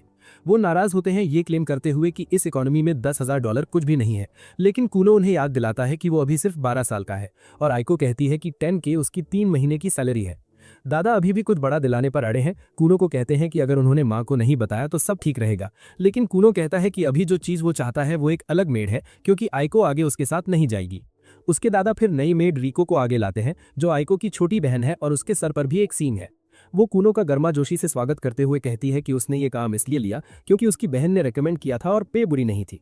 वो शादी के लिए बचत करना चाहती है और पहले से एक मंगेतर भी है, तो वो किसी भी हैप्पी एंडिंग सर्विस के लिए ओपन नहीं है। कूनो उसे फिक्र ना करने को कहता है क्योंकि खुद उसकी भी एक खूबसूरत मंगेतर है, और कहता है कि उन्हें उनसे बढ़कर किसी चीज़ की कदर नहीं करनी चाहिए। रिको राजी होती है कहते हुए कि वो और उसका मंगेतर फ्यूचर में एक स्टोर खोलने वाले हैं, तो वो उसके लिए भी बचत कर रही है। थोड़ी देर बाद मेड्स डिनर टेबल तैयार करने लगती हैं, और रिको कहती है कि उसे एक एरोगेंट ब्रैड की उम्मीद थी क्योंकि उसके पास हीरो का निशान होना चाहिए था, लेकिन कूनो काफी चिल इंसान लगता है। आइको कहती है कि कूनो ज्यादातर सिर्फ अपने जादू की परवाह करता है और अक्सर खाना खाना भी भूल जाता है, तो उसे कुछ सैंडविचेस तैयार रखनी चाहिए ताकि वो काम करते हुए भी खा सके। ये बात आइको को उसके साथ बिताए सारे वक्त की याद दिलाती है। जब पहले कूनो के बाप ने स्पेसिफिकली उसके अजीब बेटे के लिए उसे हायर किया था, वो थोड़ी कंफ्यूज थी, लेकिन जल्द ही उसने सच में उसकी परवाह करना शुरू कर दिया और साथ में इतने उतार चढ़ाव से गुजरे। उसे याद आता है पहली बार जब कूनो अपनी स्कूल यूनिफॉर्म पहन के स्कूल गया था और पहली बार जब वो अपनी आंखों से उसे देख पाया था। ये याद उसे उदास कर देती है और वो रिको की तरफ मुड़कर कहती है कि कूनो अपनी रेपुटेशन के कतई नज़र अभी भी एक बच्चा है, मतलब वो दूसरों पर बहुत जल्दी भरोसा करता है, तो ये उसकी जिम्मेदारी होगी कि वो उसे किसी भी तरह के नुकसान से दूर रखे। रिको कहती है कि कूनो में एक चार्मिंग पर्सनैलिटी है और वो एक औरत की तारीफ करना जानता है, मतलब वो अकेडमी में हर लड़की का प्राइम टारगेट बन जाएगा। इसका मतलब ये है कि एक बड़ी पॉसिबिलिटी है कि वो एक वुमनाइजर बन जाए। आइको ये सोच भी नहीं सकती और अपनी बहन को चुप रहने को कहती है क्योंकि कूनो एक फरिश्ता है और वो कभी ऐसा कुछ नहीं करेगा। अगली सुबह कूनो अपना सामान पैक करके जाने के लिए तैयार हो जाता है जब आइको उसके कमरे में आती है उसे बताने के लिए कि उसकी गाड़ी रवानगी के लिए तैयार है। वो आइको का शुक्रिया अदा करता है हर उस चीज के लिए जो उसने अब तक उसके लिए की है। कहता है कि आज वो जो भी बन पाया है वो उसकी वजह से ही है। वो कहता है कि शायद कुछ साल लग जाएंगे दोबारा मिलने में, और आइको उसे फिक्र ना करने को कहती है क्योंकि वो उसका इंतजार करेगी और तब तक शायद एक शादीशुदा औरत भी बन जाएगी अपने बच्चे के साथ। दोनों एक दूसरे को गले लगाते हैं और फिर कूनो रिको के साथ गाड़ी में बैठ जाता है। उसके दादा उसे रोककर सीक्रेटली उनके पास रहने की मिन्नत करते हैं, लेकिन कूनो परवाह नहीं करता और गाड़ी चला देता है अपने दादा और आइको को पीछे छोड़कर। कूनो रिको की तरफ मुड़कर पूछता है कि क्या वो अपने मंगेतर को पीछे छोड़ने से ठीक है, क्योंकि उसे दोबारा मिलने में काफी साल लग जाएंगे। लेकिन रिको कहती है कि कोई बात नहीं, क्योंकि उसने उससे बात कर ली है और ये जो बिजनेस वो खोलने की प्लान कर रहे हैं उसके लिए पैसों की जरूरत है। कूनो पूछता है वो किस तरह का बिजनेस खोलने की सोच रहे हैं, और रिको जवाब देती है कि उन्होंने रेस्टोरेंट खोलने का डिसाइड किया है, क्योंकि उसे वैसे भी कुकिंग पसंद है और अगर रेस्टोरेंट बुरा चल भी गया तो शायद वो किचन नाइटमेयर्स में फीचर हो जाए और गॉर्डन रैमजी से खुद डोनट कहलाने का मौका मिले। दिन ब दिन वो अपनी मंजिल के करीब पहुंचते रहते हैं, जब आखिरकार वो ड्यूरेशिक किंगडम में दाखिल होते हैं, जो अपने जादू के लिए मशहूर है। वो सड़कों से गुजरने लगते हैं और रिको रियलाइज करती है कि पूरा शहर मैजिक थीम लगता है। एक स्टोर के पास से गुजरते हुए कूनो की नजर कुछ दिलचस्प मैजिक बुक्स पर पड़ती है, तो वो अंदर जाता है देखने के लिए। वो वहां बुक्स का सिलेक्शन देखकर हैरान रह जाता है, लेकिन रिको पूछती है कि इनमें इतना कूल क्या है, क्योंकि उसके दादा की लाइब्रेरी में हजारों किताबें हैं। कूनो कहता है कि वो अपने दादा की लाइब्रेरी में मौजूद सभी किताबें पहले ही पढ़ चुका है, जो मैजिक बुक्स के हिसाब से ज्यादा नहीं थी, लेकिन ये स्टोर सिर्फ मैजिकल टोम्स के लिए डेडिकेटेड है और वो सभी बहुत रेयर हैं। रिको पूछती है क्या वो कुछ खरीदने वाला है, लेकिन कूनो कहता है कि उसके लिए एक बड़ा चंक पैसा खर्च करना पड़ेगा। रिको एक अकेली किताब की प्राइस देखकर शॉक हो जाती है। एक किताब के लिए $5 मिलियन तक हो सकती है। वो कहती है कि वो कई जिंदगियों में भी इतना नहीं कमा पाएगी और उसका 1/4 हिस्सा भी उसकी दुकान और कई ब्रांचेस खोलने के लिए काफी होगा। कूनो हंसकर कहता है कि ये मैजिकल बुक्स एक तरह की हैं, इसलिए एक अकेली खरीदने में फॉर्च्यून लग जाता है। जाने से पहले चश्मे वाली एक औरत उनके पास आती है और कूनो से पूछती है कि क्या वो एक मैजिशियन है और मैजिकल एकेडमी में पढ़ता है। कूनो उसकी तरफ मुस्कुराकर कहता है कि अभी तो वो सिर्फ एक एप्लीकेंट है, लेकिन औरत बहुत इंटरेस्टेड लगती है और उसे दिखाने को कहती है कि वो किस तरह का जादू कर सकता है। कूनो तुरंत उसे इम्प्रेस करने का डिसाइड करता है और अपने जादू से एक छोटा सा बिल्ली का बच्चा बनाता है, जो एक कंप्लीट हिट साबित होता है, क्योंकि वो तुरंत उसे प्यार करने लगती है। कहती है कि ये सबसे क्यूट चीजों में से एक है जो उसने कभी देखी है। कूनो पूछता है क्या वो भी एक मैजिशियन है, लेकिन औरत जवाब देती है कि वो इतनी गिफ्टेड नहीं थी, लेकिन उसे जादू से मोहब्बत थी, तो उसने इस लाइन में काम करने का डिसाइड किया। वो ये भी कहती है कि इस साल ड्यूरेशिक बहुत इंटेंस होने वाला है, क्योंकि होली किंगडम की सेंट भी इस साल एनरोल कर रही है। फिर वो एक किताब निकालती है, कहते हुए कि ये सबसे मशहूर सॉर्सरर जियो की किताब की फर्स्ट कॉपी है और वो इसे उसे बड़े डिस्काउंट पर देने को तैयार है। कूनो मना करके रिको के साथ दुकान से निकल जाता है। वो पूछती है उसने डील क्यों ठुकराई, क्योंकि इतना अच्छा ऑफर था, लेकिन कूनो जवाब देता है कि वो किताब मोस्ट प्रोबेबली वही कॉपी थी जो उसने खुद बनाई थी जब वो जियो के साथ काम कर रहा था। बाद में वो एक और स्टोर में जाते हैं जो तरह तरह के कपड़े बेचता है। रिको अलग अलग चीजें ट्राई करने लगती है, जबकि कूनो भी अपने आसपास का सारा फैब्रिक फील करने लगता है। वो दुकानदार से पूछता है कि ये फर किस जानवर से लिया गया था, और दुकानदार बताता है कि ये फर एक डार्क फॉक्स का है। कूनो एक पल सोचता है और फिर एक डार्क फॉक्स सीधा उसके सामने क्रिएट कर देता है। दुकानदार ये देख हैरान रह जाता है, क्योंकि वो जानवर बिल्कुल असली जैसा लगता है, जो उसे कंफ्यूज करता है। लेकिन कूनो रिवील करता है कि वो कुछ भी क्रिएट कर सकता है अगर उसे पता हो कि वो कैसा फील करता है। दुकानदार सोचने लगता है और पूछता है क्या वो उसके लिए एक औरत क्रिएट कर सकता है। ये सुन रिको का गुस्सा आसमान पर पहुंच जाता है और वो उस प्यासे दुकानदार को अपनी औकात में रहने को कहती है, उसे इंसेल बुलाती है और दुकान से बाहर निकल जाती है। वो उस छोटे शहर से निकलकर ड्यूरेशिक की कैपिटल की तरफ बढ़ते हैं, जहां कुछ दिन बाद पहुंचते हैं और तुरंत एक बड़ी मैजिकल एकेडमी उनका स्वागत करती है, जो कूनो की सोच से भी बड़ी है। रिको पूछती है उनका रहने का क्या इंतजाम होगा, और कूनो फिक्र ना करने को कहता है, क्योंकि उन्हें एक डॉर्म मिलेगा जहां वो उसके साथ रहेगी। अंदर जाने पर उनकी उम्मीदें टूट जाती हैं जब रिसेप्शनिस्ट रिवील करती है कि सभी डॉर्म्स पहले से भर चुके हैं और अगर उसे चाहिए था तो बहुत पहले अप्लाई करना चाहिए था। कुछ ना सूझने पर वो अकेडमी से बाहर आते हैं और रिको पूछती है क्या उन्हें कोई होटल ले लेना चाहिए। कूनो जवाब देता है कि उन्हें काफी सालों तक यहाँ रहना है और होटल में रहना बहुत महंगा पड़ जाएगा। वो सोचता है कि शायद कोई किराए का कमरा ढूंढा जाए। तब रिसेप्शनिस्ट उनके पीछे आती है और उन्हें कुछ फ्लायर्स देती है जो आसपास के इलाकों में प्रॉपर्टीज दिखाने वाले रियल एस्टेट एजेंट्स की डिटेल्स के साथ है। कूनो की आंखें तुरंत चमक उठती हैं जब वो सिर्फ दोनों के लिए घर किराए पर लेने के बारे में सोचता है और अपने देश की तरह अपने दम पर रहने का सपना देखता है। उसी दिन वो अकेडमी के करीब एक खूबसूरत घर लेने में भी कामयाब हो जाते हैं। अगली सुबह वो एंट्रेंस टेस्ट के लिए अकेडमी वापस जाते हैं, लेकिन रिसेप्शनिस्ट रिको को रोकती है क्योंकि अंदर सिर्फ स्टूडेंट्स और स्टाफ को जाने दिया जाता है। रिको रिश्वत देने की कोशिश करती है, लेकिन ये इंडिया नहीं है तो काम नहीं आता। रिको बाहर इंतजार करती है जबकि लू नाम की रिसेप्शनिस्ट कूनो को एक कॉरिडोर से अंदर ले जाती है और एक घास के मैदान में लाती है जहां वो 3 और लोगों को अपने असेसमेंट का इंतजार करते हुए पाता है। लेकिन इस वीडियो में इतना ही है। लाइक और सब्सक्राइब करना मत भूलिएगा। देखने के लिए शुक्रिया और मिलेंगे अगली बार।